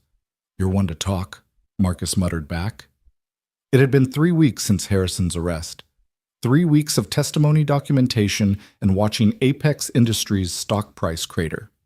Tonight's gala was Sophia's Hail Mary, a chance to restore confidence, to show Denver's elite that the company could survive. Remember, Rachel said, joining them in a severe gray suit. You just have to get through the presentation, show them the recovery plan, the new transparency measures. I know. Sophia cut her off. I've only practiced it 500 times. 612, Lily piped up. I counted. Despite the tension, Sophia smiled. Over the past weeks, Lily had become her unexpected shadow, showing up at Rachel's house where Sophia was staying, full of dinosaur facts and unfiltered observations that somehow made everything bearable. They entered together a strange family unit that shouldn't have worked, but did. The room was already half full. Board members, investors, reporters, all turning to stare as Sophia Chen, the CEO, who'd exposed one of Denver's biggest corruption scandals, walked in. Marcus scanned the room professionally. In the 3 weeks since agreeing to be her security consultant, not head of security, he'd insisted just a consultant. He'd learned to read rooms differently. Exit points, potential threat safe zones. Harrison's lawyer, Sophia murmured, nodding toward a cluster of suits near the bar. I see them. They can't do anything here. Too public. Doesn't mean they won't try something else. The presentation was in an hour. Until then, Sophia had to mingle to reassure, to play the confident leader, even as her company bled talent and contracts. Marcus watched her work the room, shaking hands, making small talk, never letting the strain show. Lily, meanwhile, had found the dessert table. One plate, Marcus warned. It's for scientific research, she said seriously. I need to categorize the different chocolate types. A man approached while Marcus was distracted by his daughter's sugar consumption. Tall, silver-haired, expensive suit that he wore like casual clothes. Marcus recognized him from the files. James Morrison, Apex's biggest investor. Mr. Torres, isn't it? Marcus turned instantly alert. Mr. Morrison. The hero of the hour, the man who saved our CEO. His smile was razor sharp. Tell me, what's a mechanic doing playing bodyguard? Looking out for a friend. A friend? How quaint. Morrison sipped his whiskey. You know, Mr. Torres, Sophia Chen is brilliant, but she's also naive. She thinks exposing Harrison solved her problems. She doesn't understand that he was just a symptom. Symptom of what? The reality of business at this level. Sometimes unfortunate compromises must be made. Harrison understood that. Sophia doesn't. Marcus felt his jaw tighten. Harrison was a thief and a would-be murderer. Harrison was a pragmatist who got greedy. There's a difference. Morrison's eyes were cold. The board meets tomorrow. We'll be discussing Sophia's future with the company. Perhaps you should prepare her for disappointment. He walked away before Marcus could respond. Across the room, Sophia was in animated conversation with a group of reporters, but Marcus saw the moment she noticed Morrison leaving. Her smile flickered. Daddy, that man was mean, Lily said, appearing with chocolate on her face. Yeah, baby, he was. Is he going to hurt Sophia? Not if I can help it. The presentation time arrived too quickly. Sophia took the stage and the room quieted. She looked small up there alone under the lights, but her voice was strong when she spoke. 3 weeks ago, Apex Industries discovered a cancer in its leadership. We cut it out. The surgery was painful, costly, but necessary. Tonight I want to talk about recovery. She clicked through slides, new financial projections, restructuring plans, transparency initiatives. The audience was attentive but cold, like judges at a trial. Then the lights went out. Not just the presentation system, everything. The ballroom plunged into darkness. People gasped, chairs scraped. Emergency lighting kicked in a second later, casting everything in harsh red. Marcus was already moving, pushing through the crowd toward the stage. He found Sophia standing frozen at the podium. We need to go, now. But the presentation? Now, Sophia. He grabbed her hand, pulled her toward the side exit. Behind them, voices rose in confusion. Then Marcus heard something that made his blood freeze, the fire alarm, but wrong somehow, stuttering instead of steady. That's not a malfunction, he said. They burst into the service corridor just as smoke began seeping under the ballroom doors. Not fire smoke, something chemical, thick and white. Tear gas? Marcus identified, his eyes already starting to water. They ran down the corridor, Sophia struggling in her heels.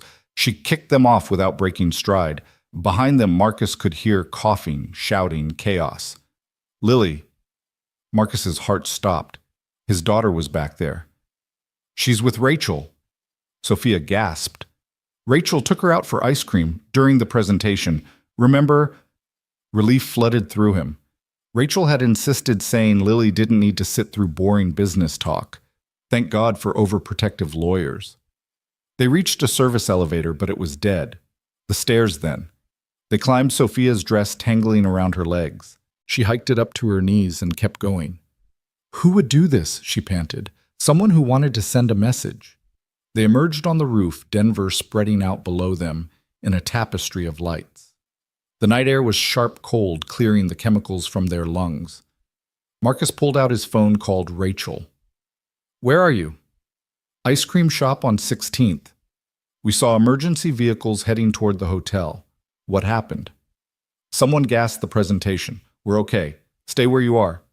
Marcus. He heard Lily's voice in the background. Is Daddy okay? I'm fine, baby, Cole. He called out. Stay with Rachel. I'll be there soon. He hung up, turned to find Sophia sitting on an air conditioning unit, her dress torn, makeup smeared, looking nothing like the polished CEO from an hour ago. This is never going to end, she said quietly. Harrison's in jail, but his allies aren't. They won't let me rebuild. They'll destroy everything first. So we don't let them. She laughed bitterly. How I played by the rules, Marcus.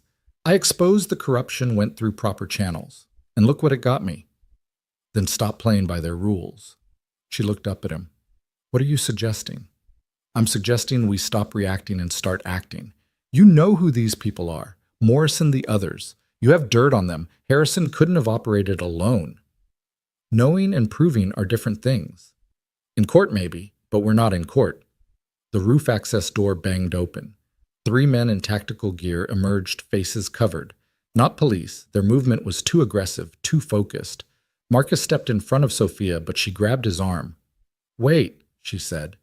One of the men pulled off his mask. Marcus recognized him, one of Harrison's mercenaries from the cabin. Ms. Chen, the man said, we need to talk. Since when do Harrison's hired guns want to talk? Since Harrison stopped paying us. The mercenary's smile was humorless. And since we discovered he was planning to eliminate us after we eliminated you, loose ends and all that. What do you want? Employment. You're going to need security, real security. We're offering our services. Marcus stepped forward. You tried to kill her. We tried to complete a contract, nothing personal. The mercenary looked at Sophia. Ms. Chen, you're about to be in a war. The people Harrison was protecting, they can't afford to let you win. You need soldiers. I don't hire killers. Then you'll lose. The mercenary was blunt. Morrison's already arranged for the board to vote you out tomorrow. After that criminal charges, they'll claim you orchestrated everything with Harrison, that you were partners. They have judges who'll make it stick. Sophia's face paled. That's impossible. Ma'am, these people own impossible. They buy it wholesale and sell it retail. He pulled out a phone, showed her something on the screen. Security footage from tonight. Edited. Shows you setting the gas canisters. The video was convincing. Sophia entering a service room handling what looked like the devices. It was fake, had to be, but it looked real. This goes live tomorrow, unless you disappear tonight, the mercenary said. Take a buyout sign and NDA vanish. That's Morrison's offer. And if I refuse, then you go to prison, and everyone who helped you goes with you. His eyes flicked to Marcus. Everyone. The threat to Marcus was clear, but more than that, the threat to Lily. These people would destroy a child's father to make a point. I need time to think, Sophia said. You have until dawn. After that, the video goes wide. The mercenary and his team left the way they came. Marcus and Sophia stood alone on the roof, the city lights below seeming suddenly cold. We have to run, Sophia said. Take Lily and run. I'll give you money. No. Marcus, you don't understand. They'll destroy you. Your daughter will grow up knowing her father ran when things got hard. That's not happening. This isn't your fight. It became my fight the moment they threatened my kid. Marcus pulled out his phone. And now we make it theirs. He called a number he hadn't used in years. It rang 3 times before a gravelly voice answered. Christ, Marcus, this better be important. Tommy, it's important. I need the crew. A pause. The crew hasn't existed for 5 years. It does tonight. Usual place, 1 hour. This about what's on the news? The gas thing at the Brown Palace. Yeah. Shit. All right, I'll make calls. Marcus hung up, turned to find Sophia staring at him. The crew. Some friends from my misspent youth. People who know how to handle problems outside the system. Marcus, I can't ask you to. You're not asking, I'm telling. These people want a war fine, but they're not going to like how we fight. They made their way off the roof down through the chaos of evacuation. The hotel was swarming with real police now, firefighters, EMTs treating people for gas exposure. In the confusion, no one noticed them leave. The ice cream shop was closed, but Rachel had kept it open with what must have been a substantial cash offer. Lily ran to Marcus the moment he entered, throwing her arms around his waist. Daddy, there were fire trucks and everything. I know, baby. Pretty exciting, huh? Was it bad guys again? Marcus met Sophia's eyes over his daughter's head. Yeah, but we're handling it. Rachel pulled them aside while Lily returned to her sundae. I've been making calls. Morrison's moving fast. He's got proxies buying up shares, calling in favors. By tomorrow's board meeting, he'll have control. Then we stop him tonight, Marcus said. How? By being worse than he is. The usual place was a garage in 5 Points, officially closed, but never really empty. Tommy was already there when they arrived, 6'4", of tattooed muscle, gone slightly soft but still intimidating. Others trickled in: Luis, who ran cybersecurity for banks now, but used to hack ATMs for fun. Maria, who'd become a paramedic but could still pick any lock in the city. Diego, who'd gone straight and become a cop but remembered where he came from. So, Tommy said, cracking his knuckles, we going to war with rich people? Something like that, Marcus replied. He laid out the situation. Morrison, the fake video, the threats. His old crew listened, faces growing darker with each detail. They threatened little Lily. Maria's voice was dangerously quiet. Indirectly. Fuck indirectly. You threaten Marcus's kid, you threaten all of us. So what's the play? Luis asked, already pulling out a laptop. I can kill that video, make it disappear from every server it's on. That's defense, Marcus said. We need offense. Morrison, Sophia said suddenly. Everyone turned to her. She'd been quiet since they'd arrived, clearly uncomfortable in this world. He's the key. He's coordinating everything. If we can compromise him, lady people like Morrison don't get compromised, Tommy said. They're bulletproof. Legally, maybe, but everyone has secrets. She looked at Luis. Can you get into his personal systems? Luis grinned. Does a bear shit in the woods? Then do it. Financial records, emails, everything. That's illegal, Diego pointed out, though he was smiling. So is framing someone for terrorism, Sophia shot back. I'm done playing nice. While Luis worked his digital magic, the others planned. Marcus would handle physical security, making sure Morrison's people couldn't get to Sophia or Lily. Maria would infiltrate the hotel staff, get access to Morrison's room. Diego would use his police connections to muddy any official response. Got something, Luis announced after an hour. Morrison's got a problem, a big one. A big she? They crowded around his laptop. On screen were financial records, but not Morrison's official ones. Cayman accounts, Luis explained. Same bank Harrison used. And look at the dates. The transfers aligned with Harrison's embezzlement. Morrison hadn't just known about the theft, he'd been profiting from it. He was Harrison's partner, Sophia breathed. That's why he's so desperate to silence me. If this comes out, he goes down harder than Harrison, Marcus finished. Can we prove it? Rachel asked. The records are right here, Luis said. Illegally obtained. Inadmissible. In court, Marcus said. But the court of public opinion, the FBI's forensic accountants, once they know where to look. Sophia was already pulling out her phone. I need to make a call. She dialed a number, put it on speaker. A tired voice answered the FBI agent from the press conference. Agent Coleman, it's Sophia Chen. I have information about James Morrison.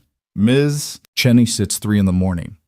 James Morrison was Harrison Blake's partner in the embezzlement. I'm sending you records now. Cayman accounts, transaction histories, everything. How did you obtain these records? Does it matter? Just look at them. Follow the money. You'll find everything you need. She hung up before he could respond, then turned to Luis. Send it. Everything. Already done. Also sent copies to the Wall Street Journal, Washington Post, and every financial blogger I could find. Morrison's going to know it was us, Rachel warned. Good, Sophia said. Let him. Marcus's phone rang. Unknown number. He answered, putting it on speaker. Mr. Torres, Morrison's voice cold with fury. You've made a serious mistake.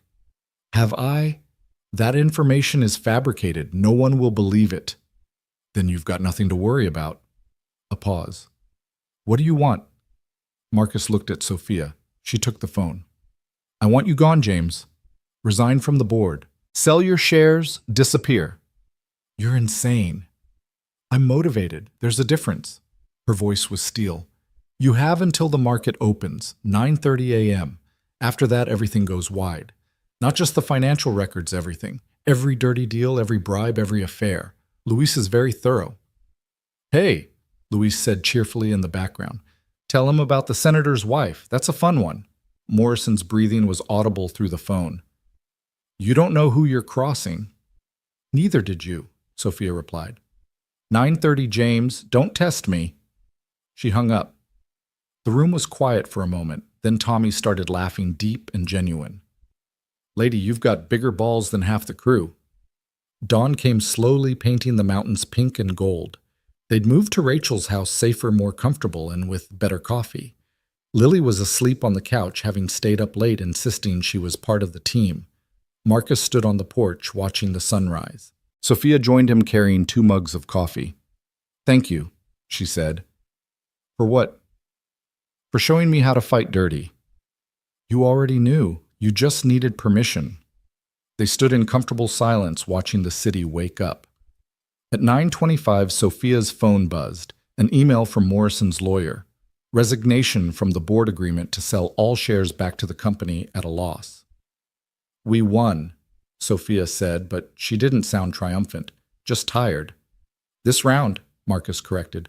There'll be others. I know, but maybe I don't have to face them alone. Marcus looked at her, really looked at her, not the CEO, not the woman he'd saved, but Sophia. Smart, tough, vulnerable, beautiful, in the morning light, despite everything she'd been through. No, he said. You don't. She kissed him, then soft and unexpected. He froze for a moment, then kissed her back, tasting coffee and possibility. Ew, gross. They broke apart to find Lily standing in the doorway, face scrunched in disgust. Daddy's kissing Sophia. Very observant, Marcus said, feeling his face heat. Does this mean she's your girlfriend now? Marcus and Sophia looked at each other, then burst out laughing. I don't know, baby, Marcus said. Maybe we should take it one day at a time. Okay, but if she is your girlfriend, does that mean we get to ride in fancy cars? Lily. What Tommy said, Sophia has 7 cars. 7. That's like more than 5. Sophia knelt down to Lily's level. How about this? You can pick which one we take to breakfast. Deal? Deal. Can we get dinosaur pancakes? I don't see why not. As Lily ran inside to get dressed, Marcus pulled Sophia close again. You know this changes everything, he said. I know. My world, your world, they don't exactly mix. Maybe that's what makes it interesting. Morrison's not going to be the last threat. I know that too. She looked up at him. But I also know I don't want to face them without you. Any of them. Marcus thought about his simple life from just a month ago. The gas station, the garage, the constant struggle to make ends meet. It hadn't been much, but it had been predictable. Safe. This, whatever this was, would be neither. Okay, he said. Okay. Okay, we do this, together, but I'm still not wearing suits every day. She laughed. Deal. Lily burst back out fully dressed, but with her shirt on backward. Ready. Let's go see the 7 cars. As they walked to the car, just Rachel's sensible sedan to Lily's disappointment, Marcus's phone buzzed. The mercenary from the roof. Offer still stands. You're going to need us. Marcus showed it to Sophia. She took his phone and typed back, You're hired, but you work for both of us, and the first rule is no killing. That's going to make our job harder, came the immediate response. Then earn your pay, Sophia typed back. She handed the phone back to Marcus. Think I'm crazy? Probably, but it's a good kind of crazy. They drove toward downtown Lily, chattering about dinosaurs and pancakes, and whether Sophia's 7 cars could transform into robots. The morning sun turned the city's glass towers into pillars of light, and for the first time in weeks, Marcus felt something like peace. It wouldn't last. Morrison was just one enemy, and there would be others. The board meeting was in 3 hours, and even with Morrison gone, the fight for Apex Industries was far from over. But right now, in this moment, with his daughter laughing in the back seat and this remarkable woman beside him, Marcus felt ready for whatever came next. 6 months later, Marcus stood in the executive conference room of Apex Industries, but this time he wasn't wearing a janitor's uniform or sneaking through ceiling tiles. He wore jeans and a button-down shirt, his compromise with corporate culture, and carried a tablet with security protocols for the company's new automotive division. The retrofit center in Commerce City is almost ready, he told the assembled board members, none of whom were the same faces from 6 months ago. We can start converting fleet vehicles to electric next month.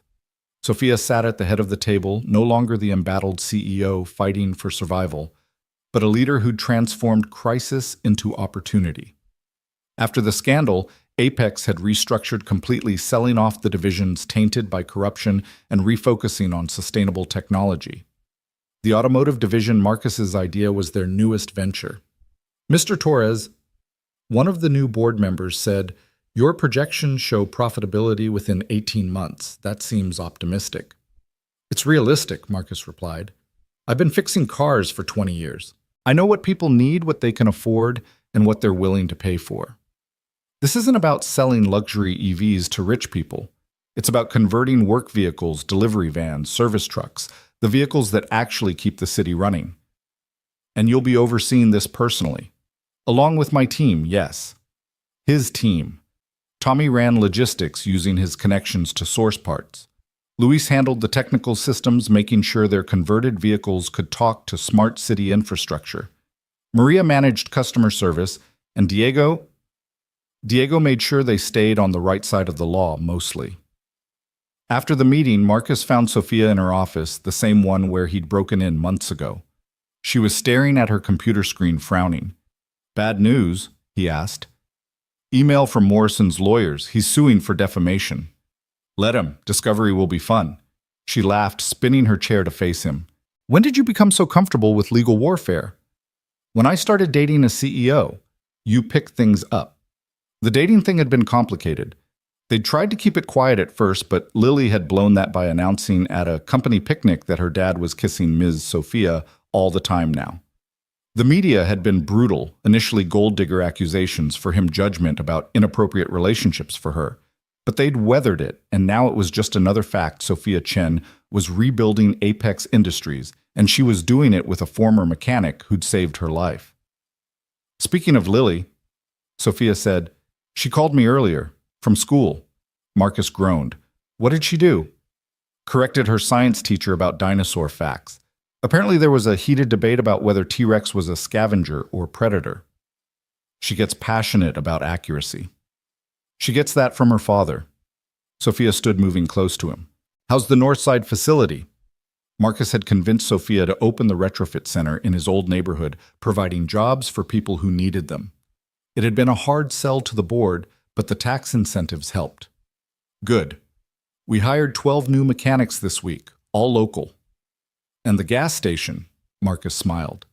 He'd bought Jerry's old station with his first real paycheck from Apex, turning it into a training center for the retrofit program.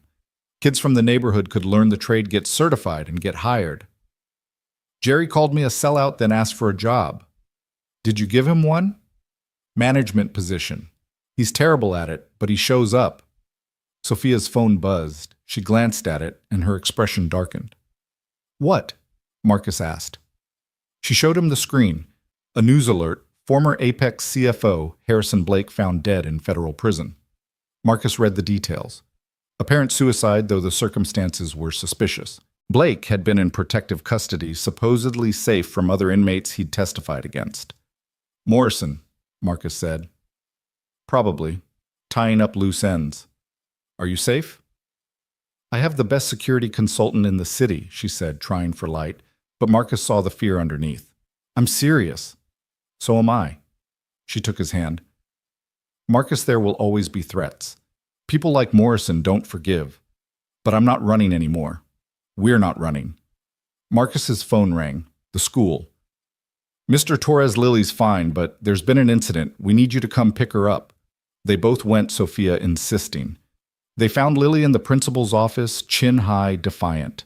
A boy sat across from her with a bloody nose, his parents glaring. She hit him, the mother exclaimed. He said Daddy was a gold digger, Lily shot back, and that Sophia was a word I'm not supposed to say. Marcus knelt by his daughter. Lily, we've talked about this. Violence isn't... You fought bad guys to protect Sophia, Lily interrupted. Why can't I... The question hung in the air. The principal looked confused. The other parents looked uncomfortable. Sophia stepped forward. Because, she told Lily gently, your dad fought when there was no other choice, when people were in real danger. Mean words aren't the same as physical danger. But they hurt, Lily said, and her tough facade cracked. They said you only like us because Daddy's handsome and you're desperate. Marcus saw Sophia's jaw tighten, but her voice stayed calm. People say mean things when they're jealous or scared or just don't understand. But we know the truth, right? We know why we're together. Because Daddy saved you, and then you saved him back, and now you save each other. Something like that. The principal cleared his throat. Lily will need to serve detention, and we'll need assurances this won't happen again. It won't, Marcus said firmly, then looked at the other parents. But maybe you should talk to your son about spreading gossip he hears at home. The father bristled. Are you implying... I'm stating, Marcus said, standing. Keep your opinions about my family to yourself, and we won't have problems. They left with Lily between them, small hand in each of theirs. In the parking lot, she looked up at them. Am I in trouble? Yes, Marcus said, but also a little bit no, Sophia added, earning a look from Marcus. What? She was defending us. That counts for something. Don't encourage her. I'm not. I'm just saying if someone had stood up for me when I was her age... She trailed off. That night after Lily was asleep, they sat on the balcony of Sophia's apartment. Their apartment now, though Marcus still kept his old place. The city sprawled below lights, twinkling like ground-level stars. I have something to tell you, Sophia said. Marcus tensed. Good or bad? I don't know. Different. She took a breath. The board wants me to take Apex public again. IPO within the year. Apex had gone private during the restructuring, buying back shares at rock-bottom prices. Going public again would mean massive profits for everyone involved. That's good, right? It means scrutiny. Every aspect of our lives under a microscope. The media will dig into everything your past, my relationships, Lily's mother. Marcus was quiet, thinking about his wife. Sarah would have laughed at all of this. She'd always said he was meant for bigger things than he believed. Can you handle it? Sophia asked. Can you? With you, yes. Then we do it. She smiled, but there was something else. There's more. The board wants to know about succession planning. What happens to the company if something happens to me? Nothing's going to happen to you. Marcus, we both know that's not guaranteed. Morrison's still out there. Others too. She turned to face him fully. I want to put you in my will. You and Lily. Everything. Marcus stared at her. Sophia, it's not about money. It's about making sure you're protected, both of you. We don't need to... You do, and I need to know you're taken care of. Please. Before he could respond, his phone buzzed. The overnight security team at the retrofit center. Boss, we've got a problem. They drove to the center in silence, Sophia having insisted on coming. The building was surrounded by fire trucks, smoke pouring from the main garage. Not accidental, someone had spray-painted "Remember Your Place" across the front wall. Tommy was already there, face grim. 3 cars torched, all the new equipment destroyed. Anyone hurt? Marcus asked. No, but the message is clear. Morrison, or someone like him. A reminder that the old guard hadn't forgotten. Sophia was on her phone calling lawyers, insurance, PR teams. But Marcus just stood there staring at the burning building. His dream, his chance to give back to his community, going up in smoke. "We'll rebuild," Sophia said, appearing at his side. "With what insurance will take months. The neighborhood needed these jobs now." With this, she showed him her phone, a bank transfer, $10 million from her personal account to the company's. "My inheritance from my grandmother. I was saving it for something important." "Sophia, I can't." "It's not for you. It's for them." She gestured to the crowd, gathering locals who'd been hoping for work kids who'd signed up for training. "It's for everyone who believed in this." The next morning, they held a press conference in front of the burned building. Sophia announced the immediate rebuilding, the expansion of the program, and a challenge to the old guard trying to stop them. "You can burn our buildings, she said to the cameras, "but you can't burn our resolve. Every attack makes us stronger. Every setback makes us more determined." Marcus stood beside her, Lily between them. His daughter held a sign she'd made herself, "My daddy and Sophia are heroes." The image went viral within hours. The struggling single dad, the CEO, and the little girl who believed in both of them. Donations poured in. Other companies offered support. The mayor promised city resources. Morrison responded through intermediaries, anonymous threats, legal challenges, whisper campaigns. But something had changed. The city was watching now. The story had captured something people needed: hope that the system could change, that good people could win. 3 weeks later, the retrofit center reopened. Bigger, better, with a waiting list of customers and more job applications than they could handle. Marcus stood in the new garage watching his team work. Tommy was teaching a kid from the neighborhood how to properly torque battery connections. Luis was showing a group of high schoolers how the diagnostic computers worked. "Proud of yourself?" Sophia asked, appearing beside him. "It's not about pride." "Then what?" He thought about it. "Redemption, maybe. Showing Lily that where you come from doesn't determine where you go." "She already knows that. She learned it from you." That night they had dinner at Marcus's old apartment. He'd insisted on keeping it a reminder of where they'd started. Lily was at a sleepover, so it was just them eating takeout Chinese on the floor because Marcus had sold most of his furniture. "I've been thinking," Sophia said. "Dangerous. About us. About what this is." Marcus set down his chopsticks. "And I love you." The words hung there, simple and complicated at once. "I love how you see the world," she continued, "how you protect people, how you've raised Lily, how you make me remember who I was before I became so focused on being who I thought I should be." "Sophia, I know it's fast, I know it's complicated, but almost dying has a way of clarifying things." Marcus moved closer to her. "I love you too. Have for a while now." "Since when?" "Since you stood in my gas station terrified but trying to be brave. Since you trusted me when you had no reason to. Since you made dinosaur pancakes with my daughter and acted like it was the most important thing in the world." She kissed him then, and it felt like a promise. Later, as they lay together on his old mattress on the floor, Sophia said, "The IPO is next month." "I know. Everything changes after that." "I know that too. Are you ready?" Marcus thought about the kid who'd spent his youth stealing cars and running from cops, the young father who'd held his dying wife and promised to be better, the mechanic who'd worked 2 jobs just to keep the lights on. "No," he said honestly, "but I'll figure it out." "We'll figure it out," she corrected. The IPO was held at the New York Stock Exchange. Marcus wore his first real suit, bought not rented, though he still tugged at the collar. Lily wore a dress that Sophia had let her pick out, purple, with actual dinosaurs printed on it, completely inappropriate and perfect. They stood on the trading floor as Sophia rang the opening bell. The stock price soared immediately, the comeback story everyone wanted to believe in. Within hours, Apex Industries was worth more than it had ever been under the old leadership. But the real moment came that evening at the celebration dinner. Morrison was there. He'd bought shares through shell companies, still trying to profit from what he'd tried to destroy. He approached their table, smile sharp as a blade. "Congratulations, Ms. Chen. Mr. Torres." He looked at Lily. "And the little princess." "Thank you for coming, James," Sophia said coolly. "Wouldn't miss it. Though I should warn you, the market can be volatile." "What goes up?" He shrugged. Marcus started to stand, but Lily beat him to it. "You're the bad man," she said clearly. "The one who tried to hurt Sophia."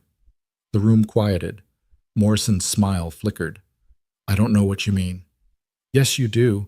Daddy says liars always know they're lying." She turned to the room at large, voice carrying.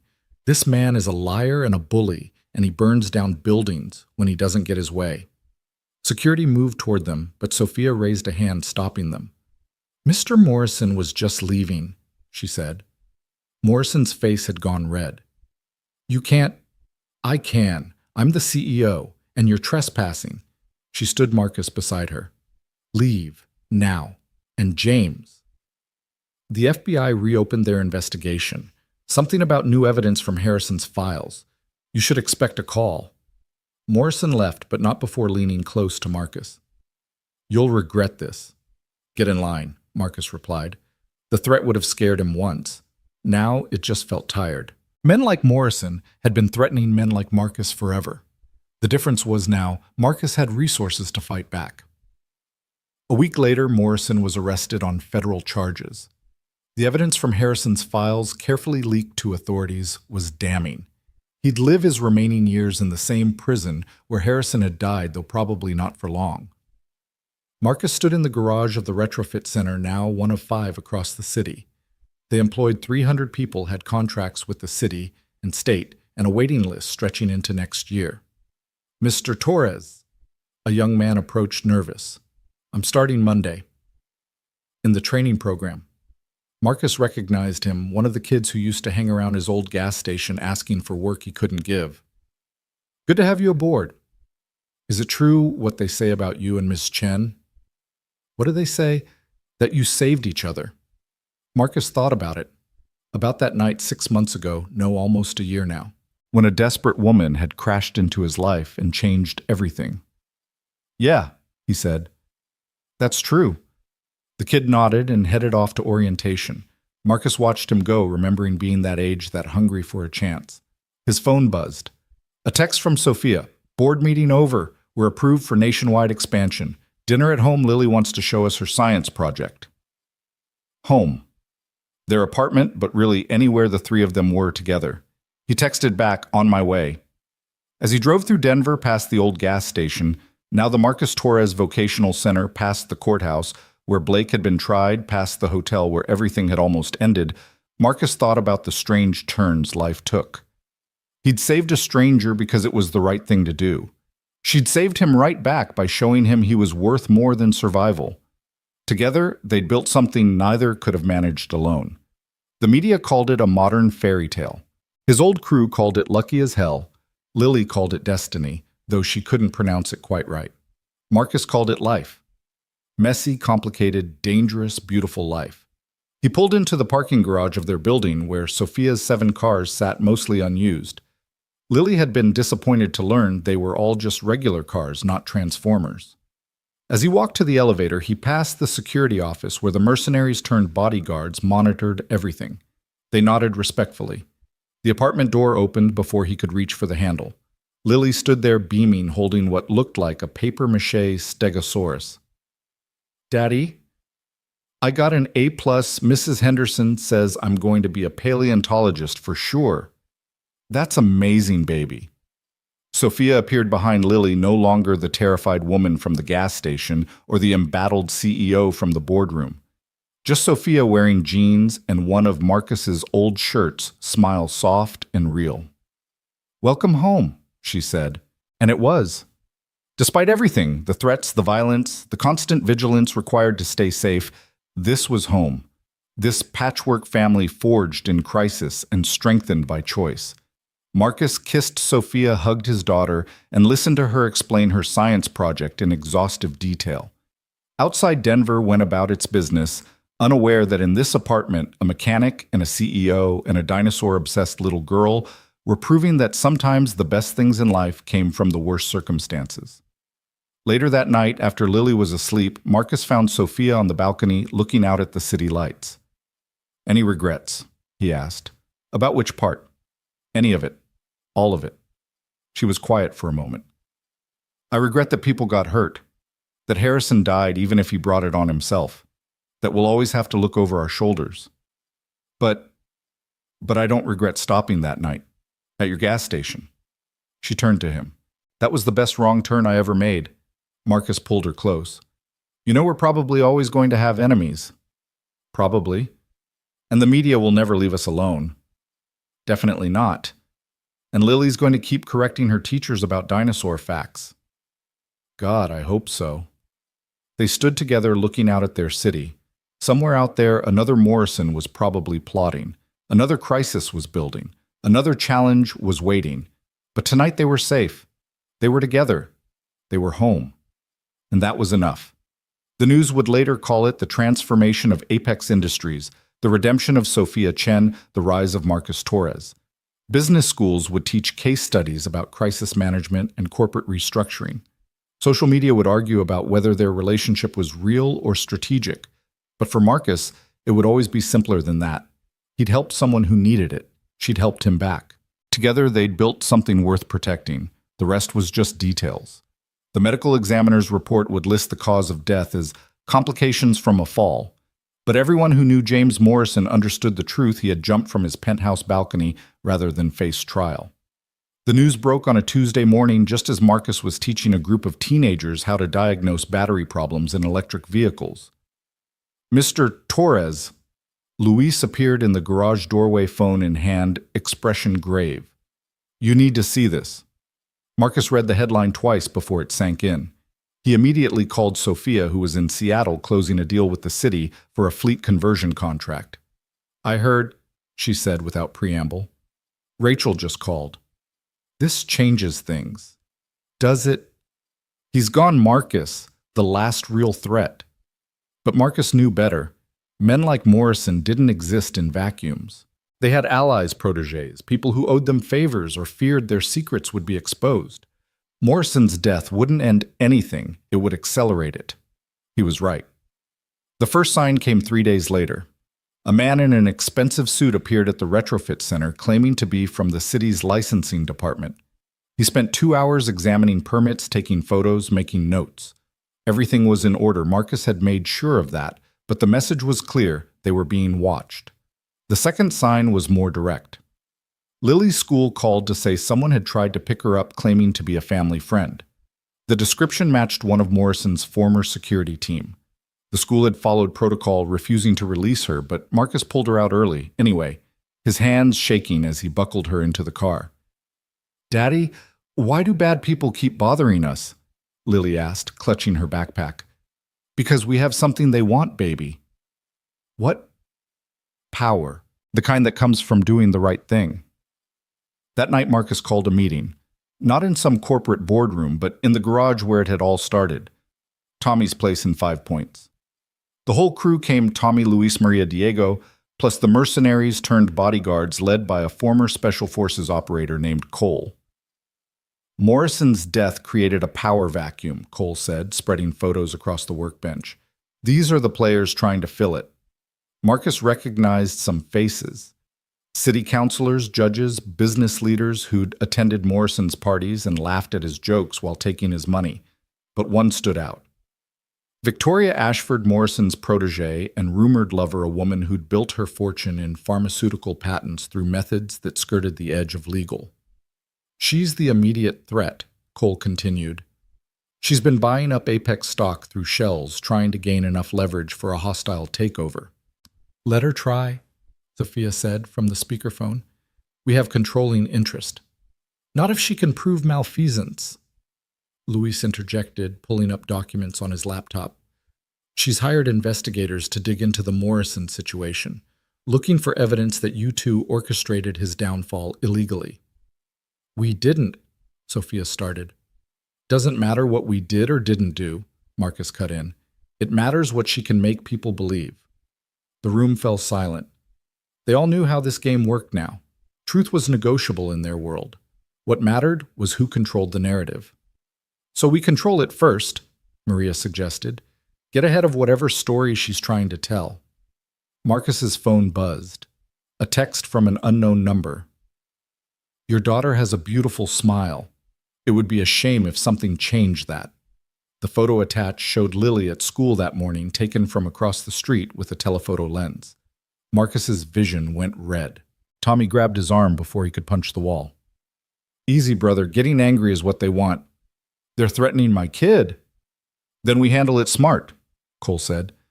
This isn't Morrison's gentleman's warfare. Ashford plays dirtier. Over the next week, they went on the offensive. Luis traced the threatening messages to a security firm connected to Ashford. Diego used his police connections to open an investigation into the threats. Maria leaked the story to sympathetic journalists, framing it as a powerful woman targeting a child to get to her father. But Ashford was smart. She responded with her own media campaign painting Sophia as a corrupt CEO who'd seduced a vulnerable single father to legitimize her power grab. She dredged up Marcus's juvenile record, spinning his past as evidence of criminal tendencies. She even hired actors to protest outside the retrofit centers, claiming unsafe working conditions that didn't exist. The stress began to show. Sophia flew back from Seattle early, canceling meetings to deal with the crisis. She and Marcus fought for the first time real fighting, not the playful bickering they usually engaged in. Maybe you should distance yourself from this, she suggested one night after another brutal news cycle. Take Lily somewhere safe until it blows over. You want me to run? I want you protected, both of you. And leave you to face this alone. That's not happening. Marcus, she's using you to get to me if you weren't in the picture. If I wasn't in the picture, you'd be dead in an alley somewhere, remember? The words came out harsher than intended. Sophia flinched and Marcus immediately regretted it. I'm sorry, I didn't mean… Yes, you did, and you're right. She sat down heavily, the weight of everything visible in her posture. I brought this into your life. Maybe I should be the one to leave. Don't. Marcus sat beside her, taking her hand. We're stronger together. That's what scares them. The breaking point came 2 weeks later. Lily's class was on a field trip to the Museum of Nature and Science when it happened. Marcus had volunteered as a chaperone, unable to shake the feeling that something was wrong. His instincts proved right. They were in the dinosaur exhibit, Lily's favorite, when Marcus noticed them. Two men who didn't belong moving through the crowd with purpose, eyes locked on his daughter. He recognized the walk, the surveillance patterns. Professional kidnappers. Marcus didn't hesitate. He scooped up Lily mid-sentence about pterodactyl wingspans and moved quickly toward the emergency exit. Behind him, he heard commotion as the men tried to follow through the crowd of children. Daddy, what? Quiet, baby. We're playing a game. He hit the emergency exit alarms blaring. The museum's security would respond, but not fast enough. Marcus ran toward the parking structure, Lily clinging to his neck. He could hear footsteps behind them getting closer. A van screeched around the corner door, sliding open. For a heart-stopping moment, Marcus thought they were trapped. Then Cole jumped out, rifle raised. Get in! Marcus dove into the van as Cole and his team engaged the kidnappers. The firefight was brief but intense, professional operators against hired thugs. It wasn't even close. As they sped away, Lily buried her face in Marcus's chest, crying for the first time through all of this. I was scared, Daddy. Me too, baby. Me too. That night, the gloves came off. Sophia called an emergency board meeting and, with Rachel's legal maneuvering, initiated a forensic audit of every shareholder. Within hours, they'd frozen Ashford's assets, claiming suspicion of money laundering. Luis released everything, every dirty deal, every bribe, every affair. Ashford's pharmaceutical company stock plummeted, but the real blow came from an unexpected source. One of Morrison's former mistresses reached out to Sophia with a cache of documents Morrison had hidden insurance against Ashford if she ever turned on him. The documents detailed how Ashford had tested drugs on homeless populations, had competitors killed, had judges assassinated. We can't use this, Rachel said when she saw the documents. It was obtained illegally. We don't have to use it legally, Sophia replied. Her transformation over the past year had been complete, from idealistic CEO to pragmatic warrior. We just have to make sure she knows we have it. The meeting with Ashford took place in a neutral location, a law firm downtown. Ashford came with a team of lawyers. Sophia came with Marcus and a single manila folder. Ms. Chen, Ashford said, voice like poisoned honey, ready to discuss terms of your surrender. Sophia slid the folder across the table. Ashford opened it, scanned the first page, and went pale. These are copies, Sophia said calmly. The originals are in multiple secure locations with instructions to release if anything happens to anyone I care about. This is blackmail. This is insurance. You're going to sell your Apex shares back to the company at a loss. You're going to leave Denver. You're going to forget we exist. And if I refuse, Marcus spoke for the first time, then your pharmaceutical empire gets exposed for what it really is. Every test subject who died, every competitor you eliminated, every official you bought it, all goes public. Ashford's lawyers were frantically whispering to her, probably explaining how bad this could get. She held up a hand, silencing them. You've learned to play the game, she told Sophia. Morrison would be proud. Morrison is dead, Sophia replied. And you're about to be irrelevant. Choose. Ashford stood slowly, adjusting her jacket. You've won this round, but Denver isn't the only city, and Apex isn't the only company. We'll meet again. No, Marcus said, standing as well. We won't, because if I see you again, if you come near my family again, I won't bother with folders and lawyers. The threat was implicit but clear. Ashford studied him, perhaps seeing something in his eyes that Morrison had missed the willingness to do whatever it took to protect what was his. She left without another word. The aftermath was swift. Ashford liquidated her Denver holdings and disappeared, reportedly relocating to Europe. Her allies scattered, not wanting to be associated with her fall. The investigations into Apex suddenly stopped. The protests ended. The negative media coverage evaporated. They'd won. Again. But the victory felt different this time. We're becoming them, Marcus said one night standing on their balcony, using their tactics, their methods. We're surviving, Sophia corrected. There's a difference. Is there... We just blackmailed someone into submission. Someone who tried to kidnap your daughter. I know, that's what scares me, that I don't feel bad about it. Sophia moved beside him, taking his hand. You're a good man, Marcus Torres. Nothing we've had to do changes that. How do you know? Because a bad man wouldn't be questioning himself right now. Below them, Denver went about its evening routines, oblivious to the war that had been fought in boardrooms and back alleys. The retrofit centers were thriving. The vocational program had expanded statewide. Apex's stock had recovered, and then some. From inside, they heard Lily calling out in her sleep. Not a nightmare, just one of her vivid dinosaur dreams. Marcus went to check on her, finding her sprawled across her bed, mumbling about velociraptors and pack hunting. He adjusted her blanket, kissed her forehead, and made a decision. The next morning, he resigned from his official position at Apex. I'll still run the retrofit centers, he told a shocked Sophia, but as an independent contractor, not an employee.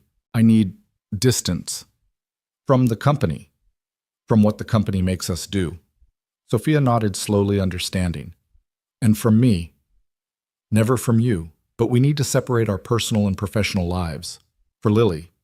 For us. It was the right decision, even if it hurt. Marcus threw himself into the community work, the retrofit centers, the vocational training, the youth programs. He became the face of Apex's charitable efforts while staying removed from corporate warfare. Sophia continued to run the company, but with better boundaries.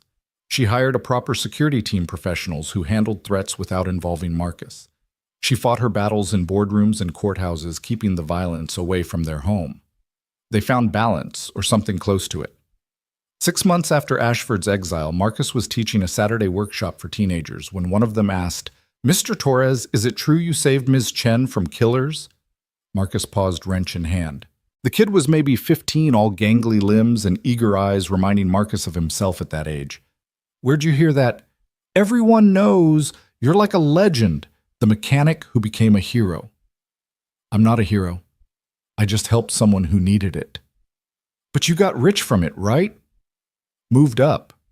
Marcus set down the wrench, choosing his words carefully. I got something better than money. I got a purpose. A chance to make things better for people like us. That's worth more than any paycheck. The kid looked skeptical but thoughtful.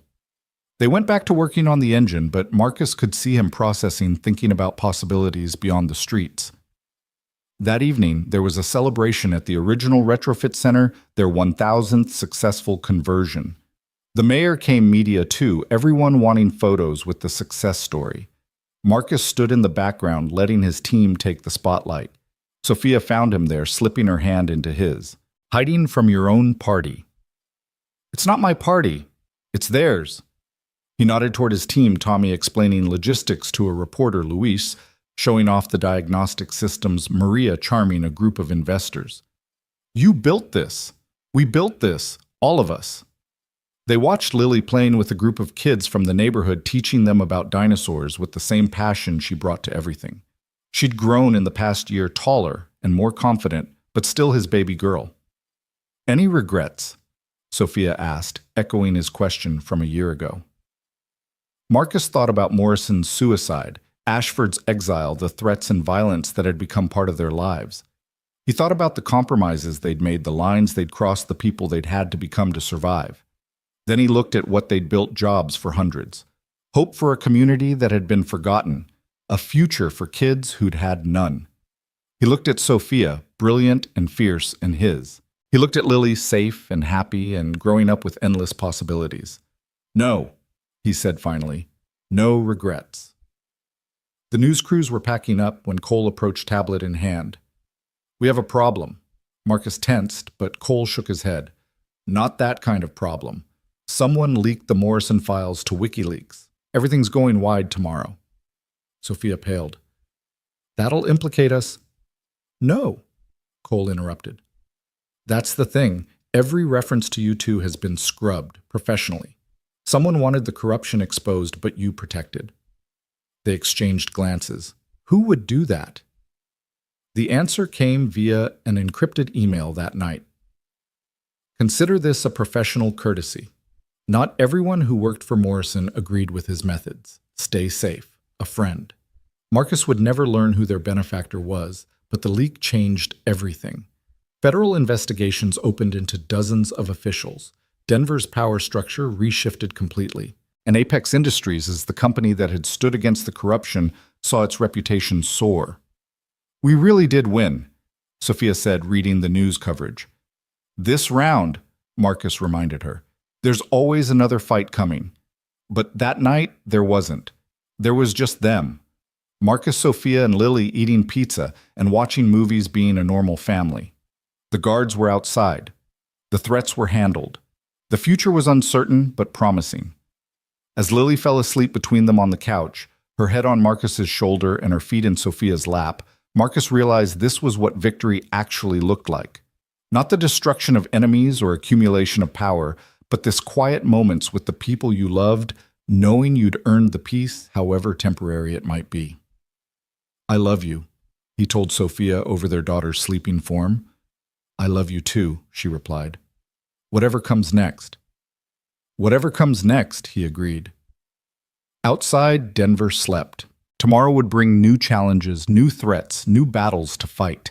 But tonight, in this moment, they were just a family who'd found each other through the strangest of circumstances and held on despite everything trying to tear them apart. It was enough, more than enough. It was everything.